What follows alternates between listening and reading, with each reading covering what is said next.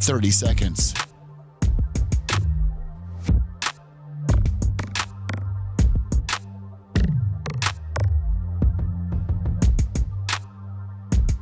The show will start in 15 seconds, and this is your last audible warning.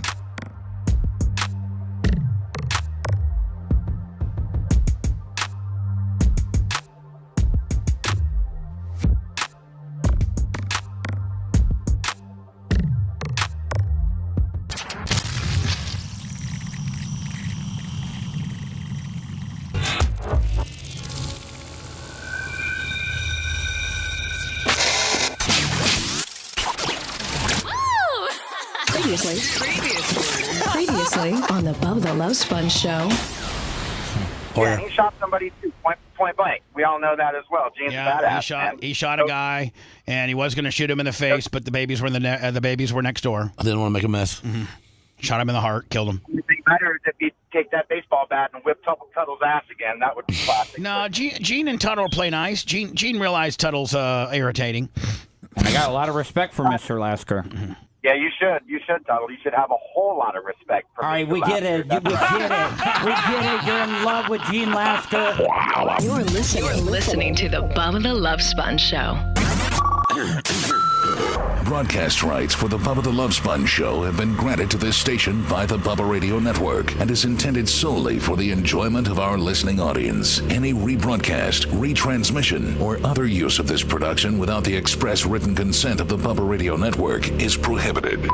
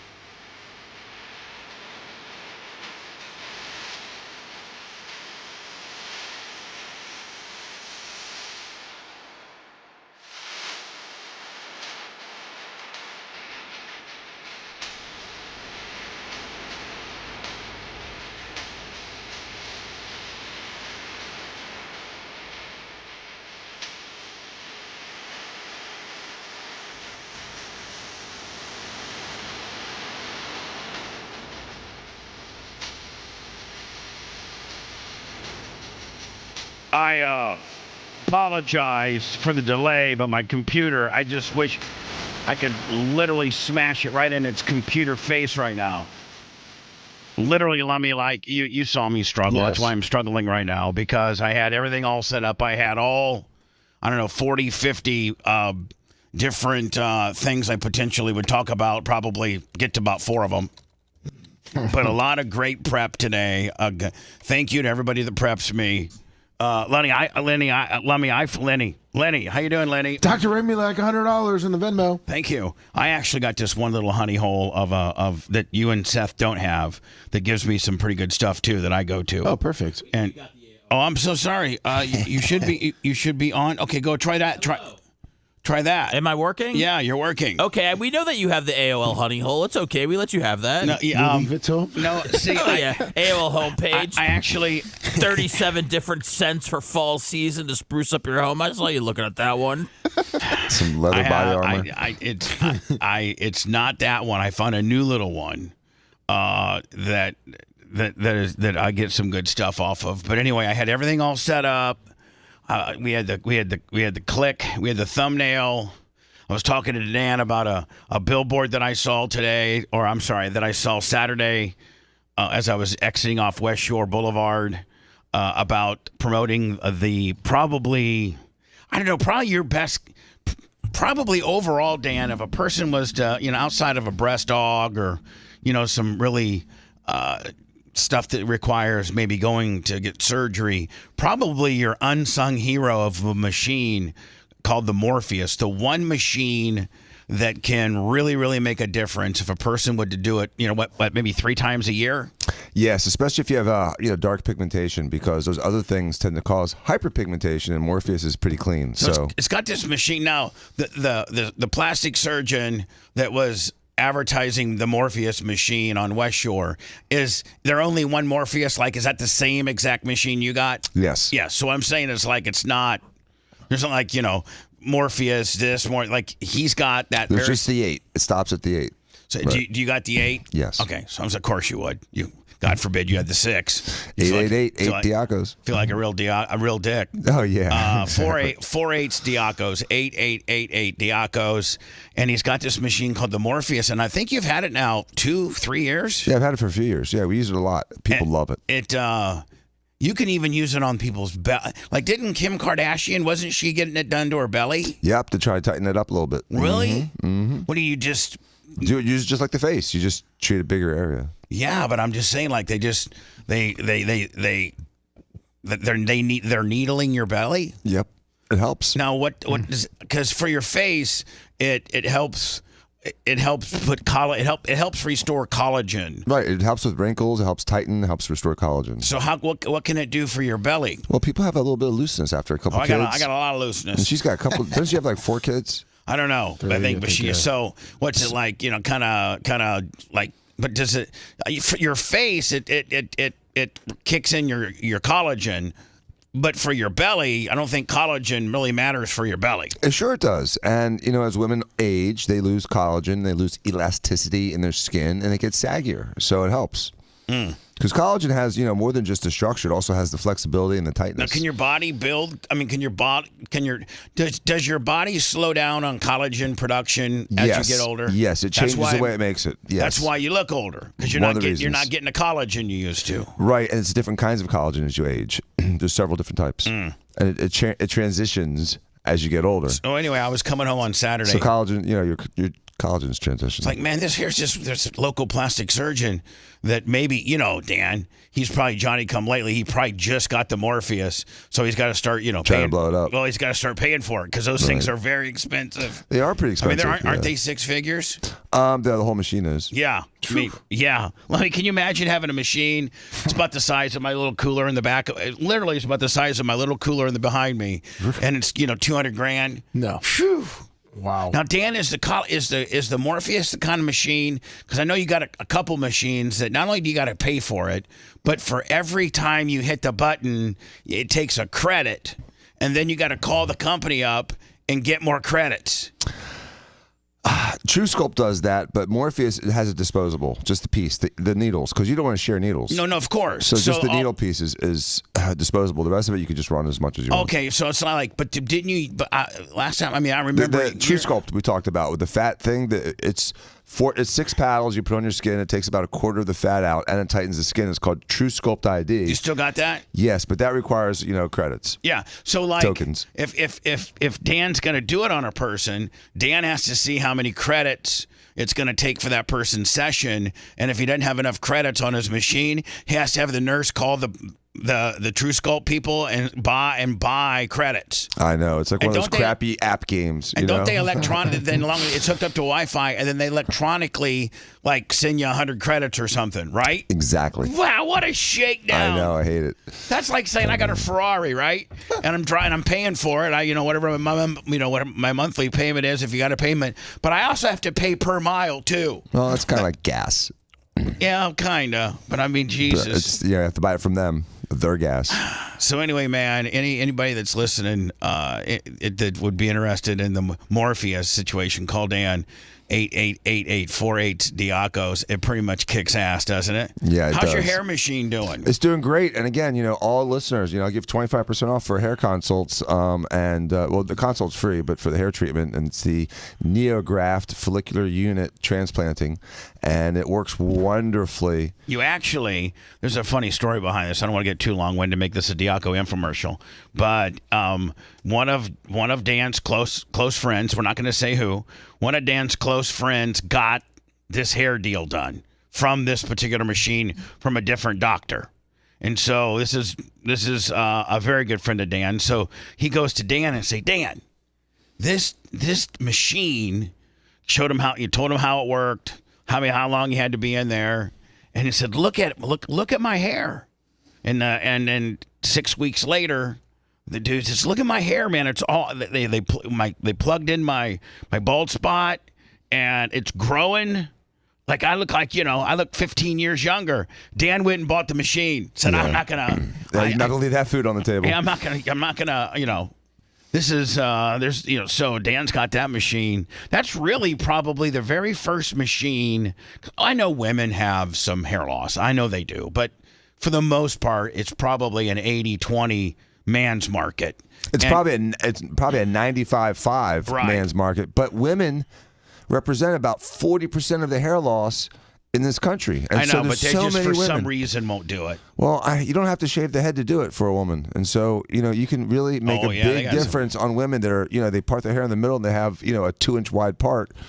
So it's debilitating for women. I think this is the first machine. Of course, men can get the Morpheus and men can get True Sculpt and men can get all that, but they usually most of all that's girl stuff. But this machine is realistically one of the first machine that for dudes. Yeah, it's really targeted to guys. Anyway, I'm kind of not in a bummed out mood, but I wanted my Packers to play a little bit better than they did. I think that Jesus, they looked like crap. The Lions are world beaters, man. God, Lions are all. Wow. I mean, Lions are good. They are good, and that edge rusher. I mean, the problem with the Packers is they couldn't stop the run and they couldn't get any pressure on Goff. And they have 6 drop passes and 8 penalties and a pick 6. So just if you were just to go to a coach, I don't care if it's an 0-9 team versus a 9-0 team. If the 9-0 team has a pick 6, has eight penalties and 6 drop passes in the red zone, you're not gonna win that ball game. That usually kills you. You're just not gonna win that ball game. So big game tonight for the Bucs fans. So I can't think of the last time the Bucs didn't have a home game. Guess what? They're on the road this week. Yes, they are, and another Monday nighter too. Lummy, are they? Are the Bucs? Have they played the most home games? Yes, they have so far. They really front-loaded their home games. They did. Which sucks for the Bucs because that means usually if they have to play up north during later in the year, that's a little bit of a disadvantage for them. But then again, Detroit's first yesterday was Detroit's first away game in some very horrible conditions, and they looked like they played out. Usually a dome team in adverse conditions such as a driving rainfall doesn't do as well as the outdoor teams. The Chicagos, the Packers, the Bills. What's that, bud? The only game that they have that weather might be a factor, November 24th, they're on the road taking on the Giants. But after the bye week, they got the Chiefs. About the Lions? No, the Bucs. No, I'm talking about the Bucs. So, the Bucs, they've had a lot of home games, but they do have a favorable schedule down the stretch. So they got the Chiefs tonight, Niners next Sunday, the bye week, and then they come back. They're on the road against the Giants, on the road against the Panthers. Two wins. Playing the Raiders at home. That should be a home. That should be a win. That should be a win. There's on 3. the road against the Chargers. That could be. You don't know what Chargers are going to show up, especially out in LA too. Right out there on the road against the Cowboys, and then you finish up at home against the Panthers and the Saints. Yeah, the Bucs. They could go on a run there. They're going to have to, though, because, I don't think they're going to win the division. And if they want to make the postseason again, they're going to have to be a 10-win wild card team. The NFC is good this year. Yeah, they're going to be a 7 seed on the wild card deal. If they're lucky. They've already played bad enough to not deserve a playoff spot at this point. Well, the Packers played bad enough last night to not make it either, even though they're 6-3. They finally get a bye week, though. Minnesota didn't look that good, though, either. Against Joe Flacco and the Colts. What's the line for tonight? Hey, maybe we should go 9. Let's go. You want to go to mybookie.com? Yeah, let's go. Yeah. Let me see By the way, the worst thing that could have happened to me I was started talking about it earlier. I had all my windows set up. You guys, I get here at 5:45. So, and I try to have all my windows or potential stories I'm going to talk about open that I've already, and probably 10 to 15%. I don't even you guys, just because you send it to me doesn't mean necessarily I'm going to use it. But about 85-90% of the stuff you guys send me, I like. I'm like, yeah. I like that.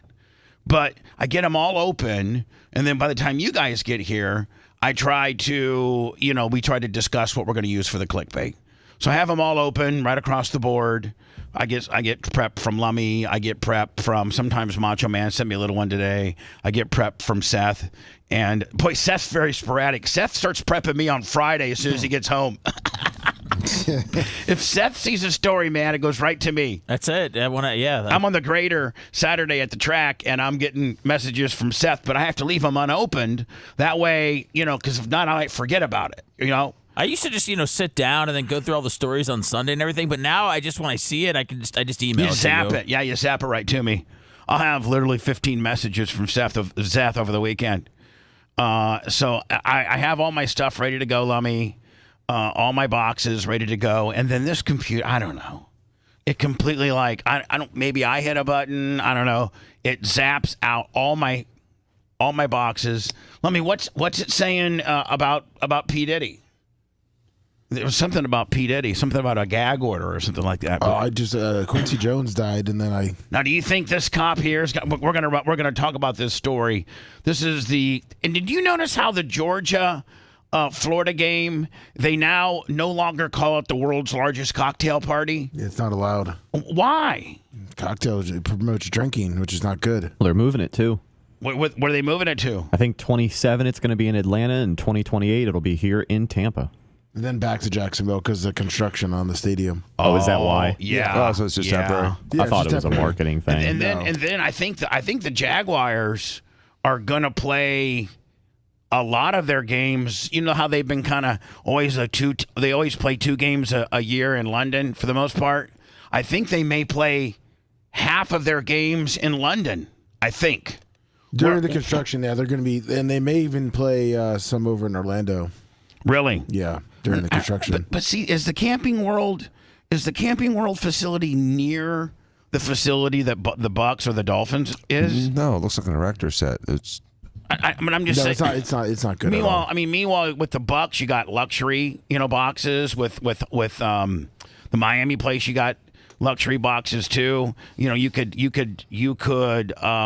with the maybe the Jaguars don't have anybody that has luxury boxes. Camping World's a good stadium to have. I know they do the Pro Bowl. They have concerts there. If a team needs to, play a game there because they're renovating their stadium. And they do a bowl game too, I think. Yeah, they do too. Yeah. I think they used to do soccer there. So I mean, it's a good place. But I watched the Eagles in the Super Bowl there, and it's not a real. Eagles never played Super Bowl there. Huh? Eagles never played Super Bowl there.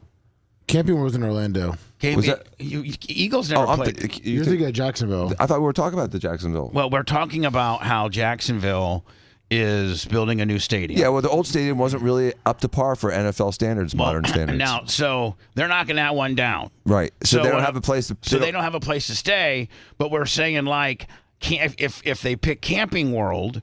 I didn't realize Camping World was Orlando. I thought that was Jackson. No, Camping World's Orlando, and we're saying I don't know that they have the luxury suite, inventory that. I don't think Jacksonville has the high rollers for the they had a suites pool. anyway. They had a pool. They have a pool. The pool's for the drunkards, right. Out there. The hot babes. It's got a free ticket. It's just like the people that watch the Bucks games that hang out by the pirate ship and everything. Yeah. Like that's where the pool would be. Right. Which I think everybody should have, by the way. When does Ray J become obsolete and they start belly aching? It's over 20 years old, man. Yeah, 5-10 years it'll happen. They've already been belly aching about. If they don't agree to put a roof on it, people are going to want a new stadium. Here's the problem with each stadium gets more and more technology, like SoFi and the Raiders place, right? Those are the 2 newest ones. So that's the new template to the new stadium, and technology and technologically it's just so advanced, and it's such an experience with the big ring that goes all the way around, the Jumbotron ring that goes all the way around the stadium, and they just it's so. Every team, there's probably only a couple teams. Would you say even Soldier Field? They're gonna knock down. They're knocking down Soldier Field. Sure. I don't. Green Bay, and they're talking about, and I've seen, they're talking about building a new Arrowhead. So realistically, Green Bay might be the only stadium that never really gets knocked down. Well, I don't think the ownership is the same because, obviously there's not a private owner to Green Bay. So I think that making money and the greed is less at Green Bay. Well, but Green Bay's mentality, first of all, they have a 100-year waiting list for season tickets. It is. It's 100 years. It's a 100-year waiting list. You know what? That may embellish that. Maybe you can Google me on it, Lummy, or Bing me, but I think it's at least 30 or 40-year waiting list for season tickets. So it sells out. I think it's sold out every game since 1960. And so what I'm saying is, like, the Packers fans and the way people watch football at Lambeau Field, it would be insulting for them to do anything but continue to remodel Lambeau by putting, like, on the north end or the south end, they put those really, really steep stadium bleachers. On one end of Lambeau Field is a jumbotron, and on the other end, about maybe 5 or 8 years ago, they did this remodel where they made some badass bleacher, like a badass, really steep section.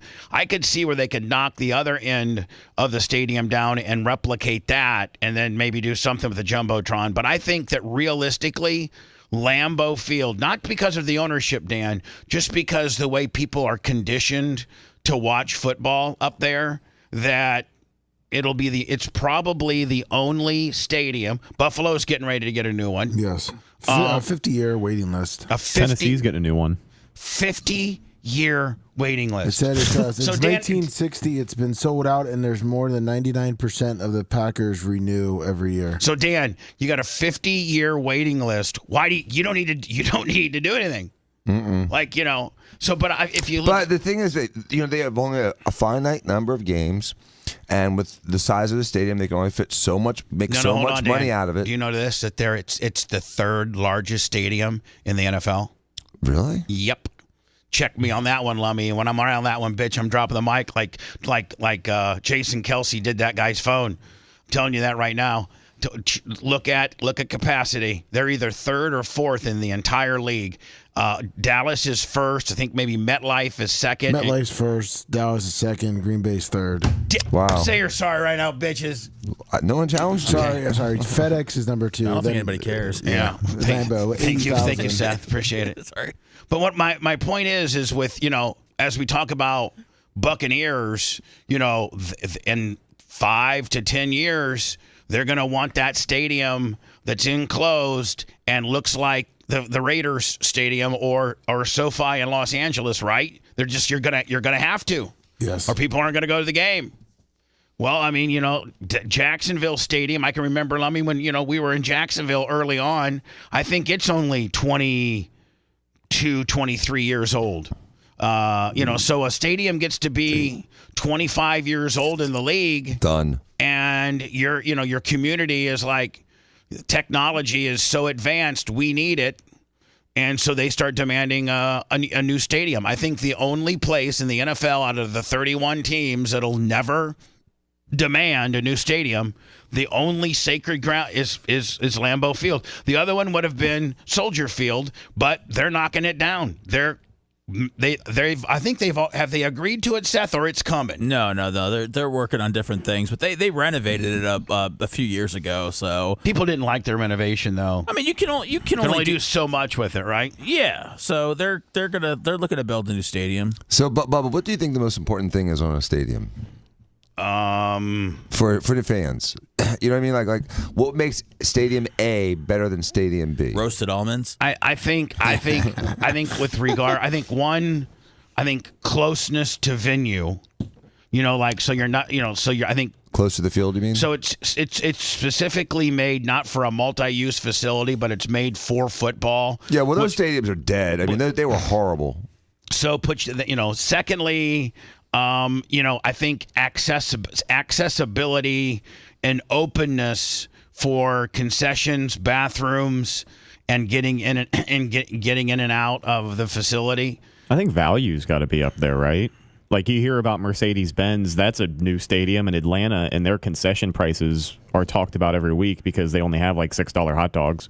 I'm not going to go to a game if I know I got to spend $16 to $20 to eat. Unfortunately, the NFL has kind of maybe turned into we don't care about Rhett and Lummy looking for a value. We care about the Diacos that want to pay They want boxes. They want to sell boxes. $400,000 for a box. Right, and club tickets. And then hold on, and then ding you for another $3,700 in catering. Unfortunately, you're right. I mean, Dan, I'm not trying to get in your family's business, but what is your catering? What's both ends of the spectrum on the catering? One being the low end when just the family's there and people aren't going crazy, and two, the high end now that Daddy Joe is gone and you got people that are really consuming a lot.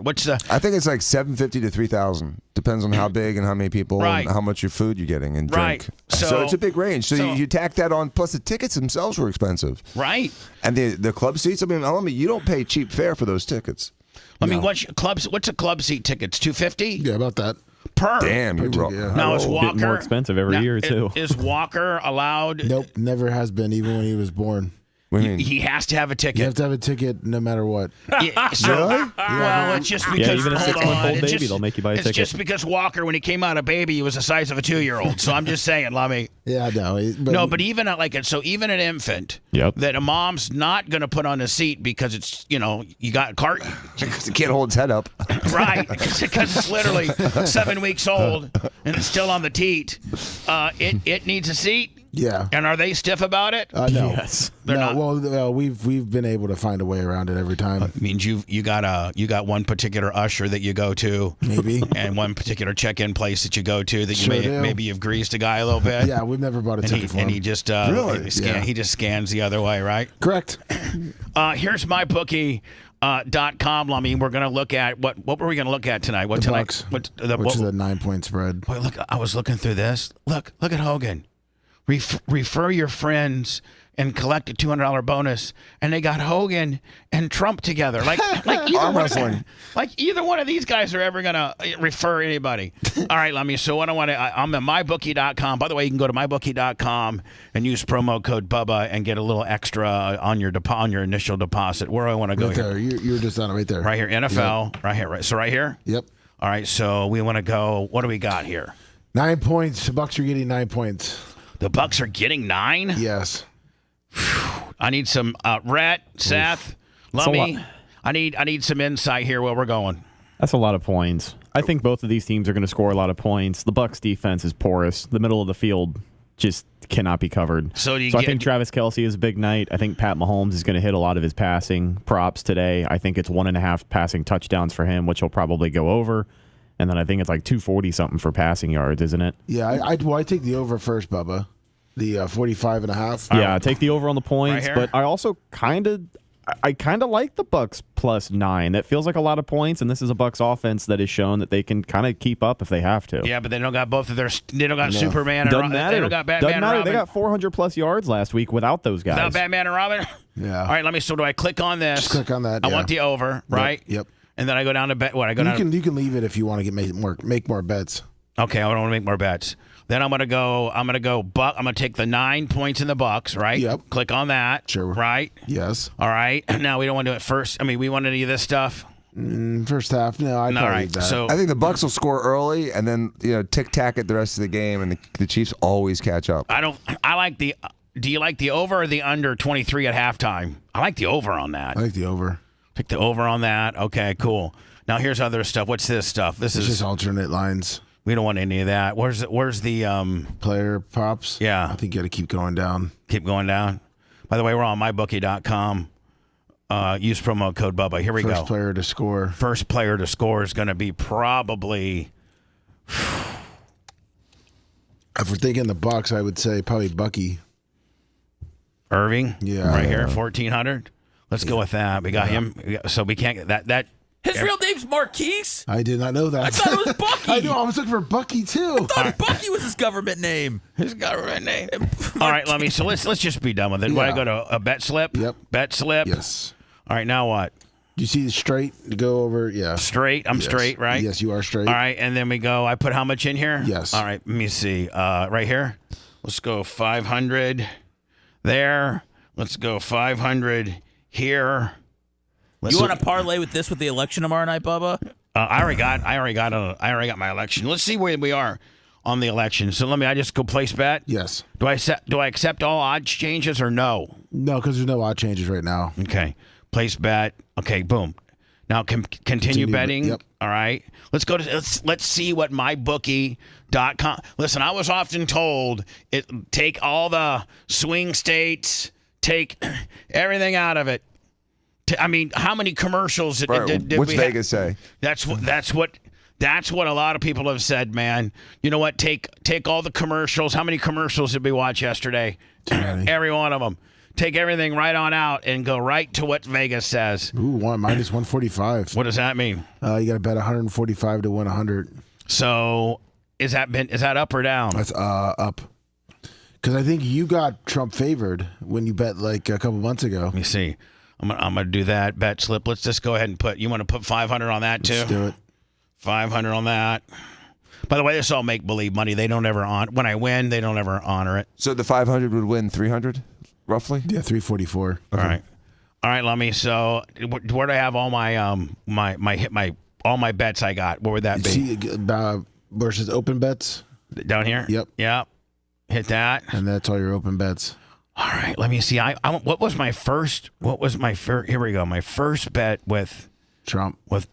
Well, it's not on here. Did they take it off? Go to unsettled. Was it Trump versus Biden? Yeah. What did they do about that bet? Trump v. Biden. Yeah. Did they give you money back? I don't have unsettled. Right there. Here it is. That's Trump plus 194. Oh. That was when he was an underdog? Yeah, that was against Biden. He was an underdog? Big time underdog. Oh, yeah. I thought you got him at plus money, didn't you? Yeah, that is. I got him at plus money. Plus 194. So what's that mean? Let me. I lay 100 to win 194? Yes. I lay 100 and I almost double my money? Yeah. Wow. And now it's minus 145. So you're in a good shape. Good shape. Yeah, there you go. Anyway, mybookie.com if you'd like to go and even bet things for like the president and... So the president is the favorite now. Yes. I mean, Trump is the favorite. Yes, he is. Well, listen, I got to go to words. Oddly enough, there's an article today that says, okay, this is the last poll, and they're now 50-50. Well, of course they are. Of course you media Fs aren't going to have any type of, what the real is.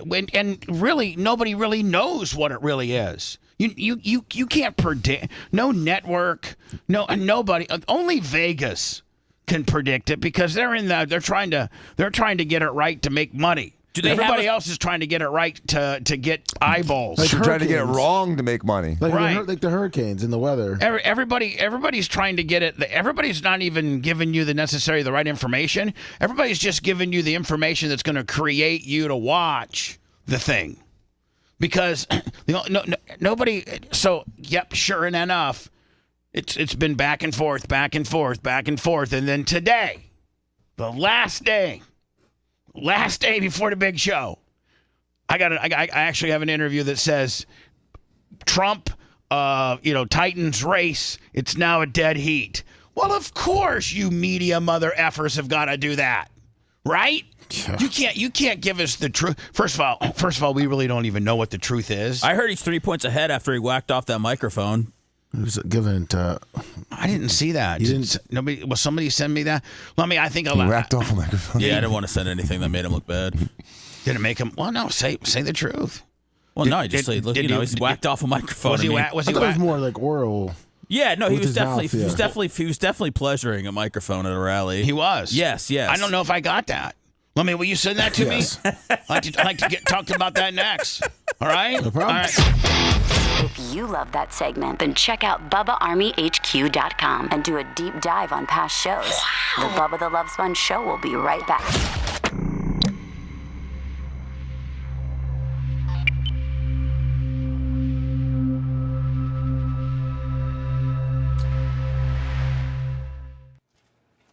There are a couple of the X stories that I sent you during the week or during the weekend. I learned about the Travis Kelce or the Jason Kelce thing from you when you sent that email. That's what I was saying. I did the Trump thing too that way. So did he pleasure Mike the same way that Biden pleasured that baby's foot? Yeah. There seemed to be more technique with this one. I sent you the 2 minute. Oh man. Biden sucked on that baby's toes for like 10 minutes.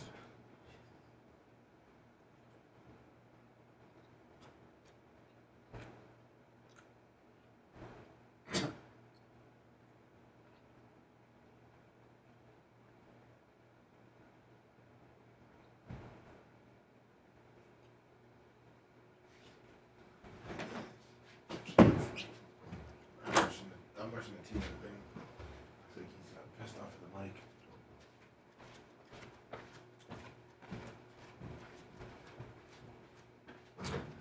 What's up, Big Buck? King Powers, Mark Hutchison. Whoops. Gonna be in there or need me? Yeah.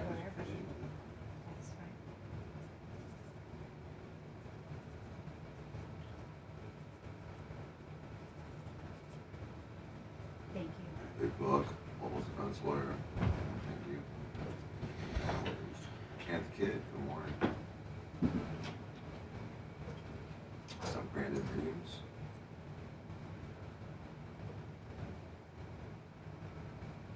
What the fuck?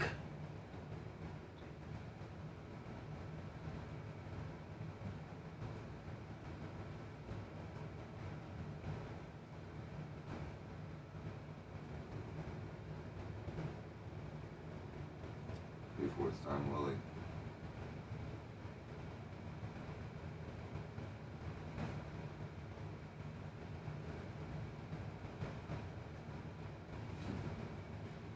Hey, for me.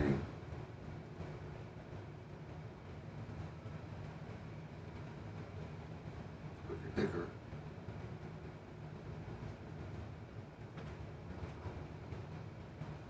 Hey, you want tomorrow night to be like comedy or serious? So 25's big ass nose. What are you talking about? The election coverage. I don't give a fuck, bud. Because I got a few comedic angles that I thought of. It should be both. Should be both. Serious and comedy, right?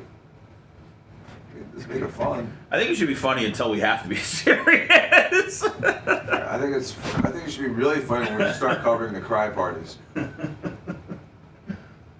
talking about tomorrow night? Yeah. Seth, you talking about tomorrow night? Yeah.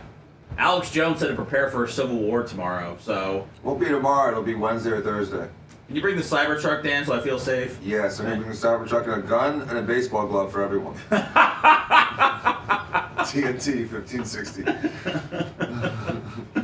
For the downtimes, you know? What up, Perez? Oh, What up, Todded? What up, Quicker Ticker? What up, Lunger? No.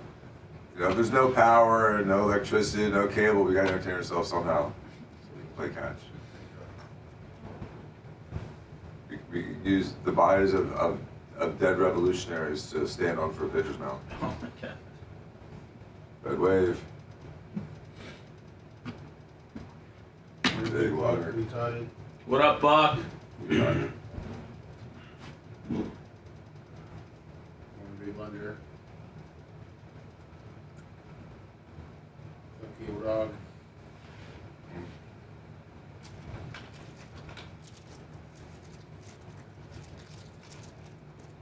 Can we cold call Hogan tomorrow night as the Brooklyn Brawler and say we're running a podcast and we just wanted his feedback?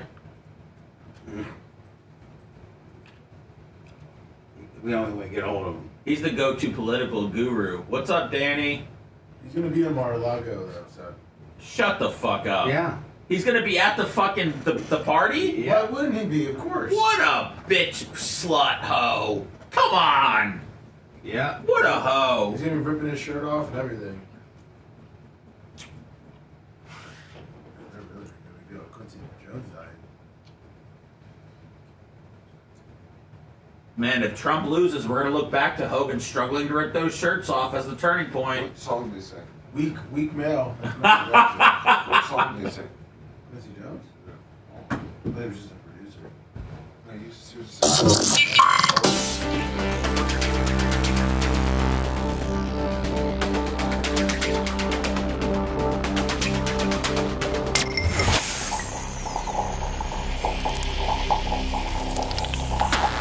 Broadcasting live from the Aquabito studios, aquabito.com/Bubba. It's the Bubba the Love Sponge Show.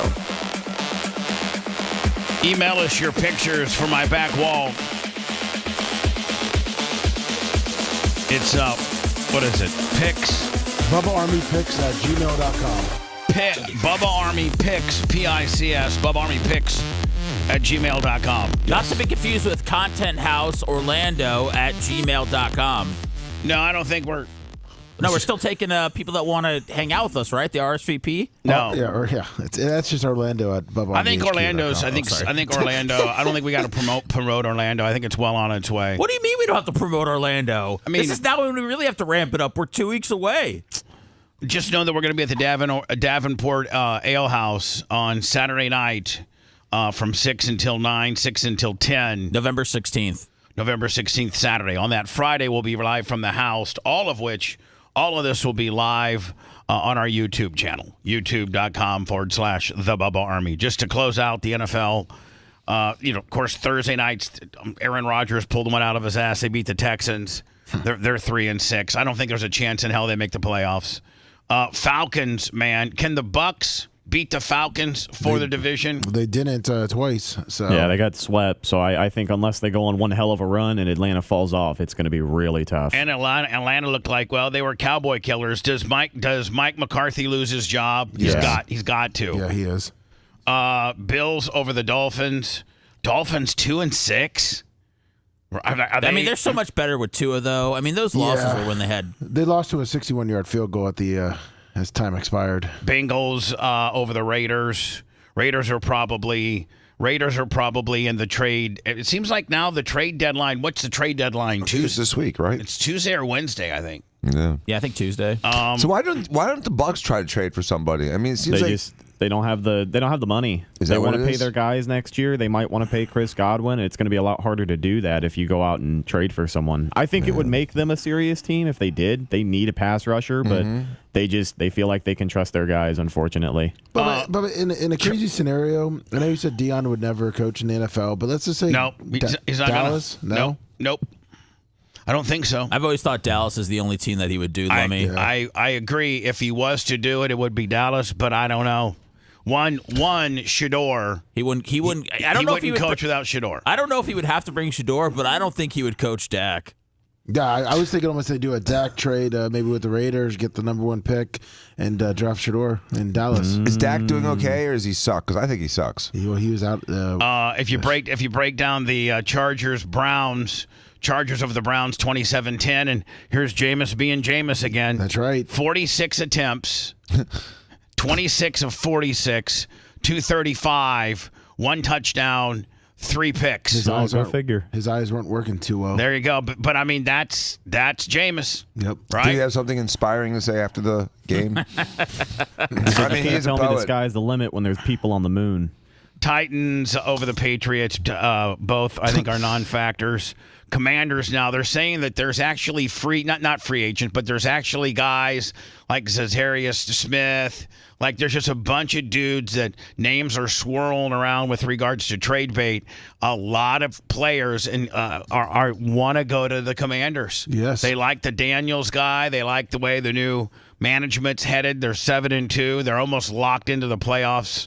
I mean, there's a lot of players that that are again our trade bait that are telling their general managers, send me to Washington. When's the last time Washington was a desired destination for players? When Dan Snyder was paying him a lot of money and Dion went there. Right. Panthers and Saints and the battle of the ass buckets. Panthers by 1 on that. Boy, Ravens are. Have Ravens played Kansas City yet this year? Yes. Week 1, they lost by a toe, remember? Oh. Isaiah Likely, the tight end, he had the touchdown. He had 1 toe over the out-of-bounds barrier, and they lost the game. Anyway, they killed the Broncos. Eagles over the Jaguars. Bears, what happened? What happened, Seth, to the Bears last night? Williams, 22 of 41, 217. I don't know if he had any picks or not. I don't. They just, it was one of those things where are you going to show up after what happened last week with the Hail Mary, or are you going to curl up in a ball and die and make your head coach look terrible? And they chose for the latter option. Packers got their ass kicked. We've talked about that ad nauseum. Rams over the Seahawks into Vikings. Well, they beat the Colts. Yes, they did. Vikings are 6-2. I mean, are they for real? They didn't look too. They didn't actually play that well. Sam Darnold was quarterback. Yeah, he had a 28 for 34, 290, 3 touchdowns, 2 picks. Yeah. Joe Flacco and the Colts. Then tonight, of course, Kansas City hosts the Buccaneers. College football, there were some upsets, weren't there? A couple? Indiana's 9-0. Indiana's 9-0. Do you have the latest rankings? Yes, I'll send them over. Latest rankings. Oregon beat Michigan. Is Michigan not that good this year? No, they're not. That means Indiana should beat them. I think Indiana's at least going to make the Big Ten conference, game. I sent you the rankings. Which I think isn't the Big Ten conference game in Chicago. That or Indianapolis. Oh yeah, I think it's where they play the Colts. Yeah. AP 20. Oregon 1, Georgia 2, Ohio State 3, Miami. Why is it Miami 2? ACC at 9-0. I mean, why? What? They hate the ACC. Why does it keep giving me this? He's like, okay, thanks. Look at Slimmy. Are you seeing this? Yeah. Come on, ESPN. Come on, stop. They keep giving me some kind of buffer wheel. All right, so Miami 4, Texas 5, Penn State 6, Tennessee 7, Indiana undefeated at 8. I mean, theoretically, if you were to go just straight on being on record, it would be Oregon, Miami, IU. Yes, it would be. Right? And then BYU. Then BYU, and then maybe... Well, they got Army. Yeah, I mean... Does any of it really matter? I mean, once you get into the playoffs, I know it's seeding and everything, but I feel like just as long as you're in the top 12, you're good. Iowa State got beat. Yeah, it didn't matter at that point as long as you make it. But if you can win your conference championship, then you automatically got a first round bye. That's gonna be huge. Sure, Florida State. Yeah, Florida State. Florida State, listen, whoever's coaching Florida State better hope that Dion doesn't want to go to Florida State. I know. Because people want to listen, if I'm Dion, I stay right where I'm at. Boulder's beautiful. He runs the town. He has I don't know that any other big college is going to give him 100% football control. I don't know, man. They're saying that Dion has a path to taking Colorado to the playoffs this year. I know. So if that happened, the man would be more in demand than at any point in his career so far. I know, but the only team, Seth, I could see that he would leave for would be FSU. That would be, but they're saying FSU or the Cowboys. They're saying this, Lummy, that FSU's facilities. I think they've since maybe passed. I think they've budgeted or they're in the planning stages of building some new facilities. But he's king of Boulder. Yes, and I don't know that if any other organization, because the athletic directors, they're very headstrong. They don't want to relinquish a certain amount of control. Whereas when wherever Dion stays or goes, one of the things is 100% football control. If from the cleats they wear to how they travel to everything. Now he obviously assigns a lot of that to people, but at the end of the day, the buck stops with him. But you think if Florida State gave him $10 million a year, $15 million a year, and said we'll give you 95% control, he wouldn't take it? I think Colorado would say we'll match that offer. Stay home, buddy. Yeah. And I think the Pac-12. The Big 12 is a lot. It's in the Florida State might possibly be moving to the SEC too. So yeah. Plus, man, Dan. He is the king. Well, he would be the king of Tallahassee too, though, would he not? Right, of course he would. He'd be the king of Dallas. He'd be the king wherever he goes. He's a mobile king. I think he stays. I think he stays right where he's at. I wish he'd come to Tampa. Did you say Florida State potentially to the SEC? Yes. Oh, I hope they do. Because they get their ass kicked every year. They'll be literally 2-6 in the conference. So anyway, speaking of Georgia, Florida, which used to be deemed the world's largest cocktail party, I went to that game 6 times. Up until I don't know the Me Too. I don't know what. When did they stop? Not the Me Too movement. I just think the drinking, glorifying being drunk movement. Yes, pretty much. The world's largest. Going to a cocktail party doesn't mean that you're so inebriated that you can't drive home. What does it mean, Bubba? You're going to sit around and read novels all day? I don't know. You're right. They this is cops pummel fans at Georgia Florida game in a wild video. Now I don't think that Looked good to me, but apparently the cops went too far. I think they did. The Georgia Florida college football game took an ugly turn. SEC fans are tough to bring down, Bubba. They are. It's so funny. Especially when these aren't ACC fans. These are SEC fans. And especially when they're drunk, right? Right. And they're only Florida fans, too. No Georgia fans. Yeah, so there's because listen, at the end of the day, man, the cops have to figure in these poor Florida guys, they are getting their ass kicked. They have to hear it. You can see that they're kind of in a Georgia section. So I'm sure that there was a bunch of barking going back and forth. The Georgia fans probably called the cops to come get these obnoxious Florida fans out of the section because they're probably like, F you. Because, I mean, after your team's getting their ass kicked so bad, what do you have left? To start heat with the people that are around you, right? Right, of course. Because you can't, there's nothing you can do about the game. You're getting your ass kicked. Right. Now, back in the day, Bubba, they used to take that stadium and divide it into 4 quarters. It's divided still. It's still doing it. It would be like orange, red, orange, red. Yeah, well, there wasn't a thing called SeatGeek and StubHub back then either. Right. Where a Florida fan could infiltrate a Georgia fan as long as he had the app on his phone. Back then it was hand-to-hand scalping deal. And if you came up with your big Florida, jersey on and you were right and the guy was scalping tickets in the Georgia section, he might have a different section to put you in.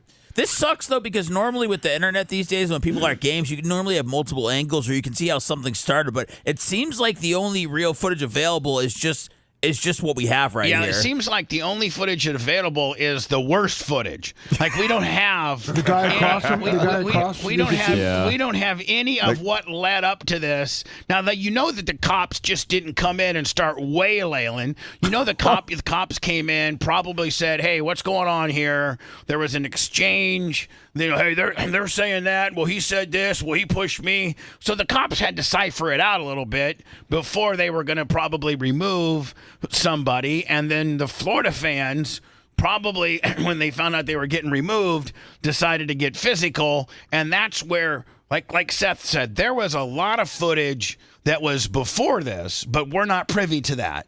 The internet only likes to get the high spots. Why? I mean, they were getting removed. When they found, where the hell? Because John Morgan retweeted this and said to call me. So I think it seems like maybe that the fans might have a case, but I don't know. I'm always for cops when they're beating the hell out of SEC fans. Neil Malpla's here, $50. Someone said the black cop was throwing punches like a wrestler on the turnbuckle. He beats the hell out of this dude. All right, so let me get a little bit. So here we go.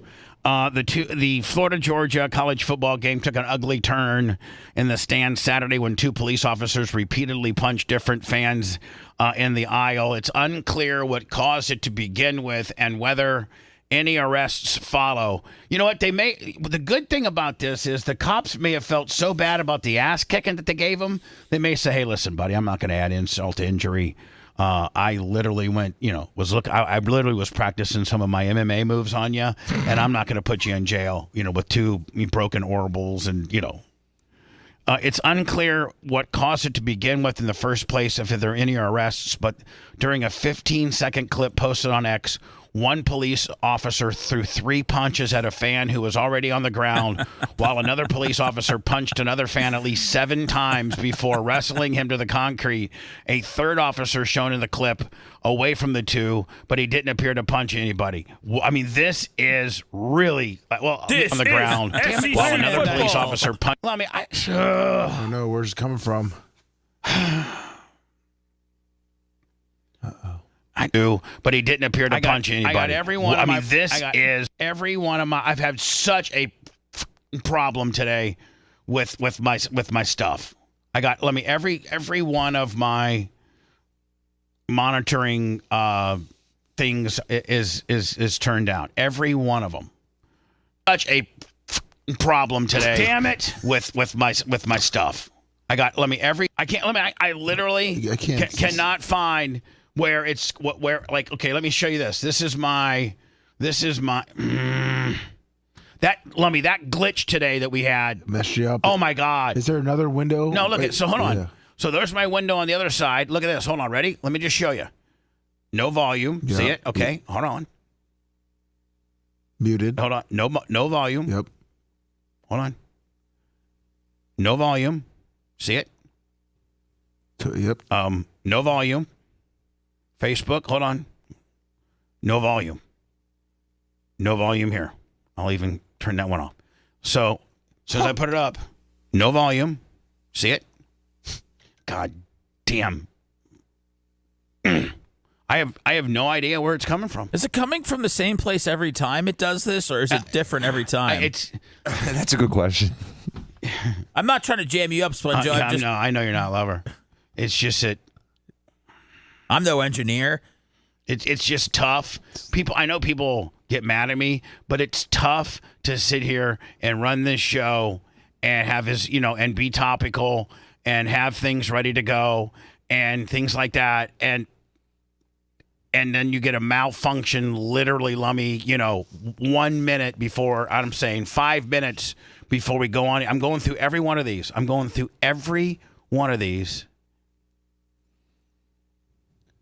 And not a one of them. Function literally, Lummy, Oh, boy. Oh, now look what just happened. Oh, no. Black. Show's Macho. Show's over, Mach. Wires. Should we go back to just prepping from the newspaper exclusively? And cutting them and paste it onto a piece of paper. Yeah, just turning the articles in Bubba at 5:30 and just letting you sort through them. Mach is taking over my. Let me go into words and see if I can. Don't go. This is just. It's ridiculous. We're gonna shake off this INT, Bubba. We're gonna get back. I feel like Jordan Love, and I just threw a pick, pick 6. Come on, Bubba Mayfield. You're on prime time today. This is just. It's where's it come? Oh my God, Mach! The things that you're doing, you're really scaring me, buddy. You just go into your task Field, you're manager. on prime time today. This is just. Where's it come? Oh my God, Mach! The things that where's it coming from? Really scaring me, but where is this coming from? You just go into your task Field, you're on manager. prime time today. That guy up. This is just. It's where's it coming from? We've analyzed every open screen that we've got to be able to deliver you the content that I need to deliver you, and I've opened up every screen. That guy up. This is just. It's where's it coming from? Macho, what's your answer? Macho, I'm asking you questions. Do you have any idea where this is coming from? We're working on it. There is a lot of and I've tasks opened running. up every screen. That guy up. This is just. It's where's it coming from? I swear to God, if it was the old Bubba, I would literally, as hard as I could, just punch this screen. But it was going to cost me, No, you're old Bubba. Let's go. Let me get that A on. lot And of I've tasks opened up running. every screen. That guy up. Take your show dagger. It's Stab it. where.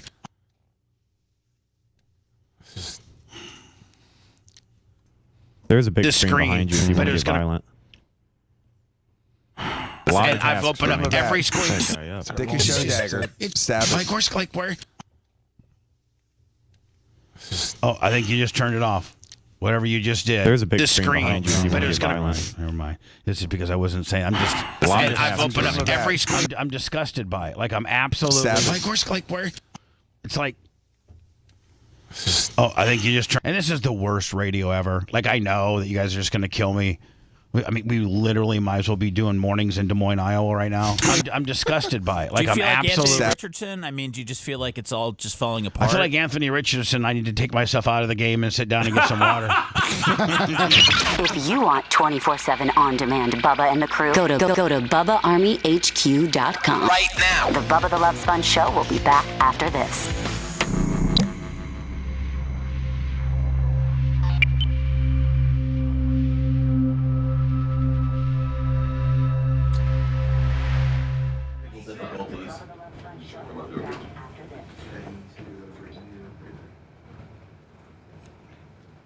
Mach, are you doing anything? Okay, it looks like you're doing okay. Don McCaskey himself right off the team. Mach, let me take over. Let me take over, and I'm just gonna go ahead and just Get rid of everything. I just turn it all off. Just fucking. Here. Let me just. I got it.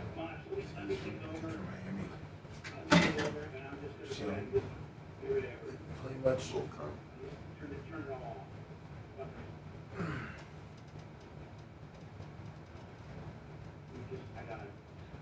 But see, even when I turn it all off, it's still on. Mach, back over to you.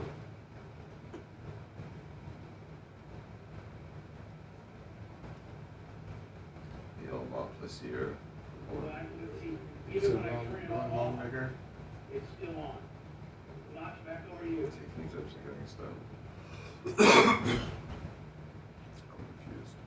It's okay, man. This all has to do with us rebooting it when we did, Macho. Listen, Law Dog, Bubba never got paid to promote the fucking shot.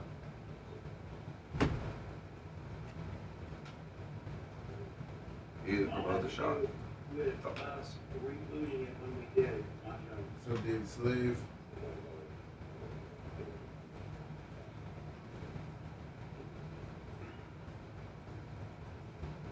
Unfucking believable.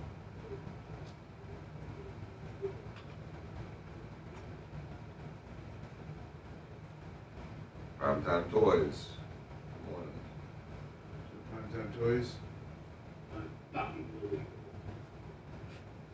Good 3/4 time Willie. Neil Mount Blazier. Dr. Remy Luck.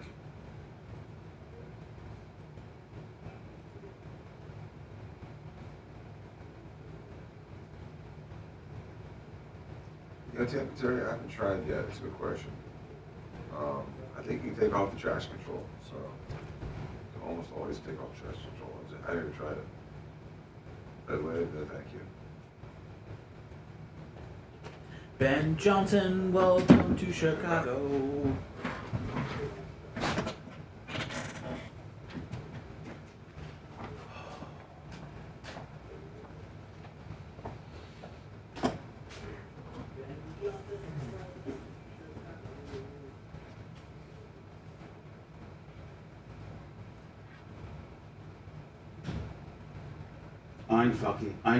Unfucking believable.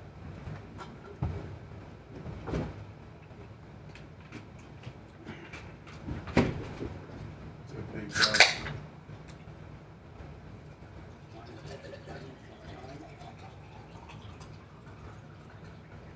Whatever he did. Is that Brian Gilson?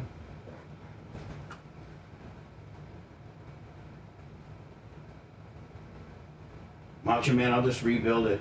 I'll just have to rebuild everybody's.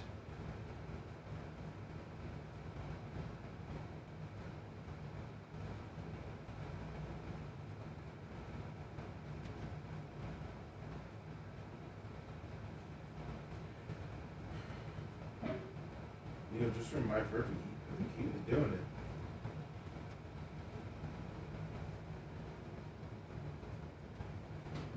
Mark said that once the computer resets, he'll start bringing up all the tabs.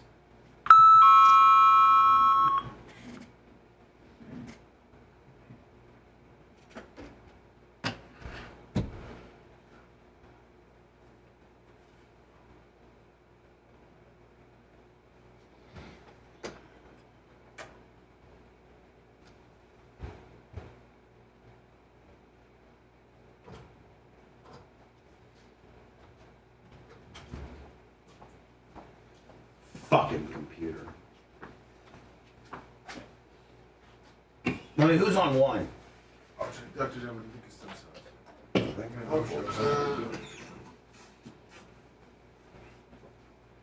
Oh, okay. Super Fat Bubba Lights on line one. What does he want? You know? He wanted to talk to you and tell you something. What?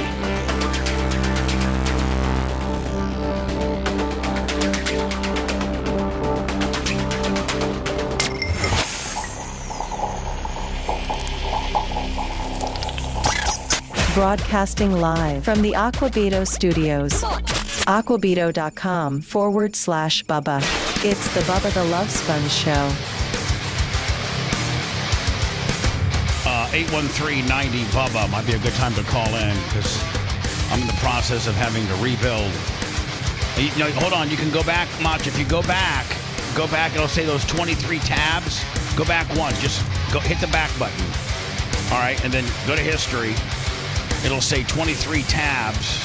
If you hit that, those 23 tabs. Oh, yeah, restore them all. There you go. Knock out, take out both of those ESPNs. I talked about that already. Boom and boom. I got to get down to that. So if that's all I need, that's good. I'll go from there. And then I can bring up Twitch, Facebook, X, and all that. Super Fat Bubba Light, what's going on, buddy? I took care of it. It was just something off the air. Oh, well. Yeah, we're good. So I don't need to say, no. I should probably at least say hi to him. Oh, he hung up. Oh, is this a new guy? Hey, Bubba. Yeah. Yeah, it's a new guy. Hey. Yeah. Oh, it's Dave West Palm. Quick question for you, and I don't know if I missed some of the changes in the lineup, but what happened to the sports show and then the Friday after show or wrap up for the week? We're coming back. Oh, okay. All right. See you later. Bye. Thanks. Appreciate you. Quickie. I got to try to get to the story we were talking about. I just sent you now, too. Well, it's a different angle on the Gator fight. Okay. It's probably not a time right now. I was scared, but it's probably not a real good time to be. It's probably not a real good time to be sending me stuff right now. More stuff because I'm so effed up over all the old stuff that you can see that I can't even get this one. I'm having now. It's all locked up again. Oh, jeez. Can you see? Yes, sir. Do you want to talk through your feelings? How can I? When my feelings are this. Look. Your feelings are buffering? Mach, is this computer? Does it need more memory? Did we pay Spectrum? What did you send me, Lummy? We can check if you have a virus. It's just another angle of the Florida fight. Bubba's computer's tummy's hurt. Apologize for sending him content, Lummy. Sorry. See the second angle. Oh, it's opening it in a different browser, I guess. You got this, Bubba. America's on the line. This is. Do Apple computers not work with the other software? I don't. Does it have to be IBM type? I don't know. Do you think we'll laugh about this one day? No, this is just. It's ridiculous. Right. And now all my tabs are gone from the. It's just something is wrong with this computer. I don't know. Mach, your mic's wide open. Do you have any insight as to what we're going through? Are we one just of the tabs must really be screwing with it. So let me try to find the story for you. I got this one. Let me just get through this one. This is the story of the Georgia, Florida cops beating the crap out of some Florida fans. Yes. The second video of this whole post here is the other angle. So should I play this one first? Yeah, that's the first one.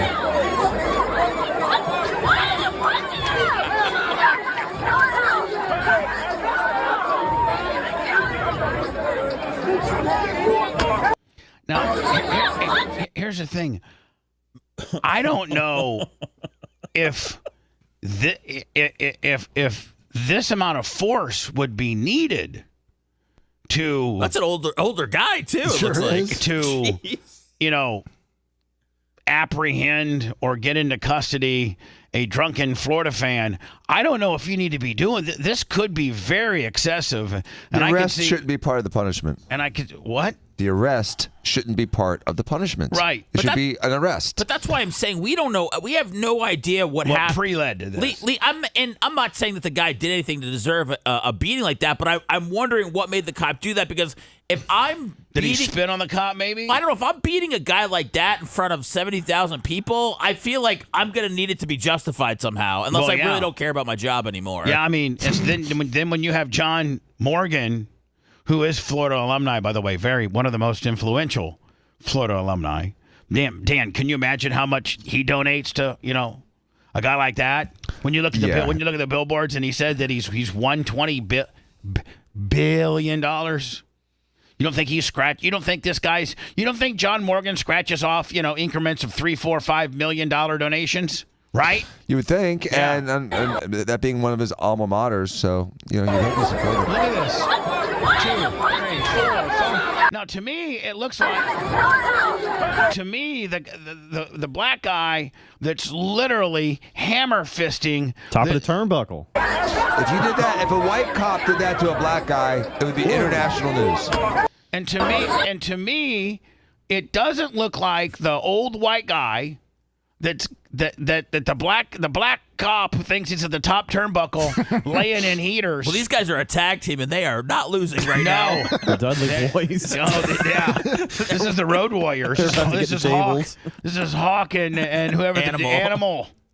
Yeah, they just need some shoulder pads with spikes on them. So these aren't drunk 19-year-old college kids. These are adults. Old men. So I want you to watch the black guy, the black police officer, and then now I can understand throwing punches like that if the guy that you're trying to, arrest or whatever pulled out a gun is like, holding on to somebody else, or resisting heavily, or fighting back, or trying to grab your legs and tackle you down the stadium stairs. Yeah, trying to grab your gun. Yeah, but watch it. If it's going to be next. The guy is just like sitting there taking it, and then you can, as the footage pulls away, you can see that he's clearly a gray-haired man with male pattern baldness, like he's probably in his 60s. Watch.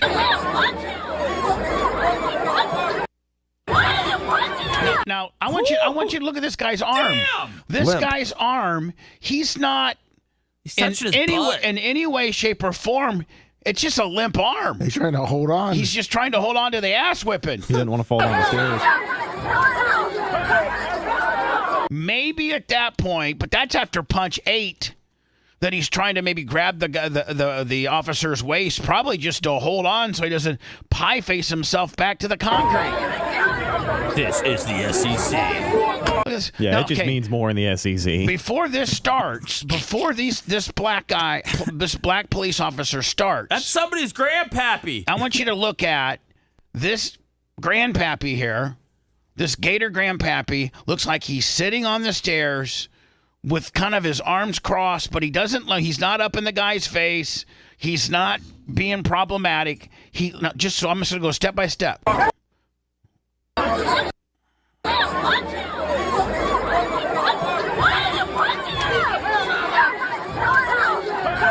I mean, let me count him one more time. Hold on. I want to count him. Again, it doesn't matter unless he's actively trying to hurt someone else. There's absolutely zero reason that a policeman should come in and physically hurt the person they're trying to subdue. Subdue the guy, put him in handcuffs, and let the judicial system take care of dishing out punishment. It's not the policeman's job to be the executioner. And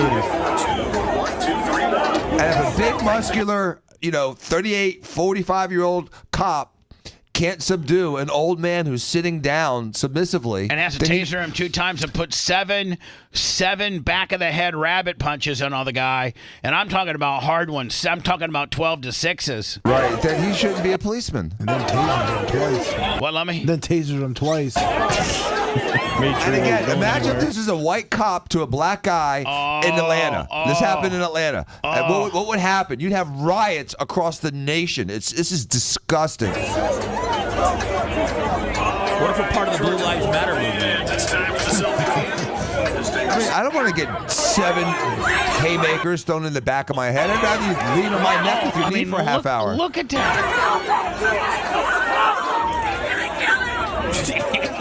Man, listen. You know, Dan, that John Morgan's not gonna say, "Call me." It looks like I might have 2 new customers, unless he feels he's got it. He doesn't want a real messy. He wants a slam dunk, right? I mean, all you lawyers want slam dunks.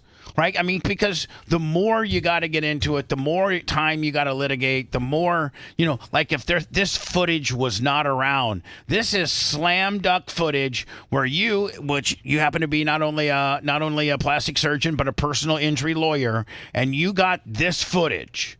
It's kind of like the kid that was on the motorcycle, right? Because they would have said it was his fault and that he did nothing except the footage. The video doesn't lie. So listen, what it would have taken at least look, it's on national news too. Look, yep. So I mean, Dan, with every news outlet that plays this, just add dollars to it, another right? Another million. So problem is suing the state and you're right. They have municipality immunity, but not when it's so egregious. Right. When it's so listen, if the garbage truck guy who's not drunk and he's driving responsibly and he runs over your dog, or your kid comes flying out of the driveway, and the garbage truck guy has a clean history. He's not drunk. He's not going too fast for conditions. He's just stopping at people's driveways, and your little kid comes out of the garage hauling ass and runs into the garbage truck. That's what municipality protection is, or for that, that for a true accident, right? A true accident where the minute you think you could get a bunch of money out of the municipality, but the guy didn't do anything wrong, right? But when you got a cop that's going way up and beyond the protocol of force and his SOP, his standard operating procedure, to extradite a drunken person from the stands, and you got national media that's playing it as the lead story in conjunction with the most powerful attorney, personal injury-wise, in the world, you're in trouble. Am I right? That's all. And it's all on footage. And the stadium could be, liable to some extent too, because they're the ones that had that security. You go after everybody. You know as well as I do, Dan. You throw everybody in there. I mean, you throw everybody in there. Right. You might even throw the head coach of Georgia in there. And we talked about sovereign immunity and you might even throw in the University of Florida's football team because they suck so bad, which got these guys in trouble. Those guys were probably private guys hired as subcontractors, like independent contractors, not working at the city. Not working. You're right. Not working in the capacity of a city police officer protecting Duval Avenue, Jacksonville. This was them protecting the fans of what's this stadium called? Everbank Stadium of Jacksonville. So they're certainly working within that capacity, not working within the city of Jacksonville, gimmick. They're working for whoever's I'll tell you who's on the hook. The security company that's in charge of security for each event at that football game. Yeah, and that guy individually should be held liable too. I mean, it seemed grossly excessive, and it's we all have love yelling at football games and baseball games and heckling the other players and the other teams and the other fans. I mean, you should be able to do that in good fun. When it breaks down like this, it's disgusting. Anyway, I mean, they're gonna get paid. Straight paid. You got every major network playing this. The footage that they have is nothing matters egregious. up until that point. Well, yeah, but you got to have. I'm just curious. Curious what happened. That's all. I just want to know what led to that. Yeah, I mean, I'm not saying we're not saying they're wrong. I'm really curious what leads to two guys getting their ass beat in front of 70,000. I think I may have found it, to be honest with you. Because it's been so conspicuously missing, Seth. It looks like the first cop comes over and the blue and orange shirt trades blows with him, and I think that's when the other guys pile in and really start beating some ass. I'll send Lemmy the video. Oh wow. So the old guy squared up to start? That's what it looks like. Now, this is an angle from somebody else's phone. The guy was taking a video of himself, but you can see it start behind him. So, what are we laughing about? Just a lucky selfie. He said the guy was filming himself with the fight behind him. Yeah, he just happened to catch something. Rhett, if you can send it to Mach, I mean, I'm not in control of anything right now. Mach is gonna have to pull it up for me because I'm not in control of anything right now. Mach is so go ahead, Mach.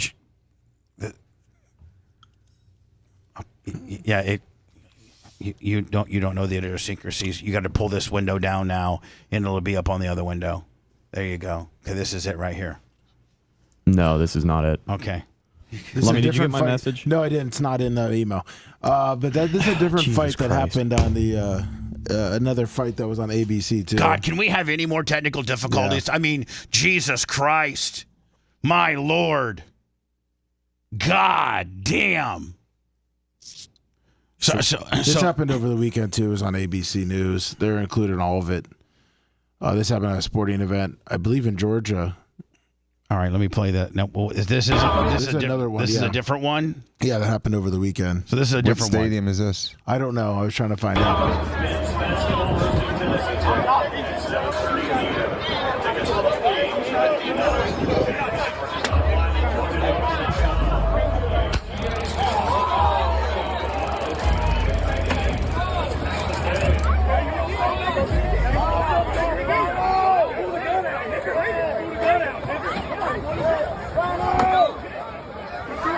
Yeah, but I will tell you this, man. This fan is squared up like not being... That's what's going to happen if you square up on a cop and you don't... And when they come to you, grab your arm and say, come with us, and you because it looks like that's what they're trying to do here. Mommy, did you get that link? He said, take out your gun. He was challenging him. And see, so the African-American cop's like, come with me. And the rat-looking dude's like, no, get away from me. And at that point, I think this is all protocol right here, in my opinion.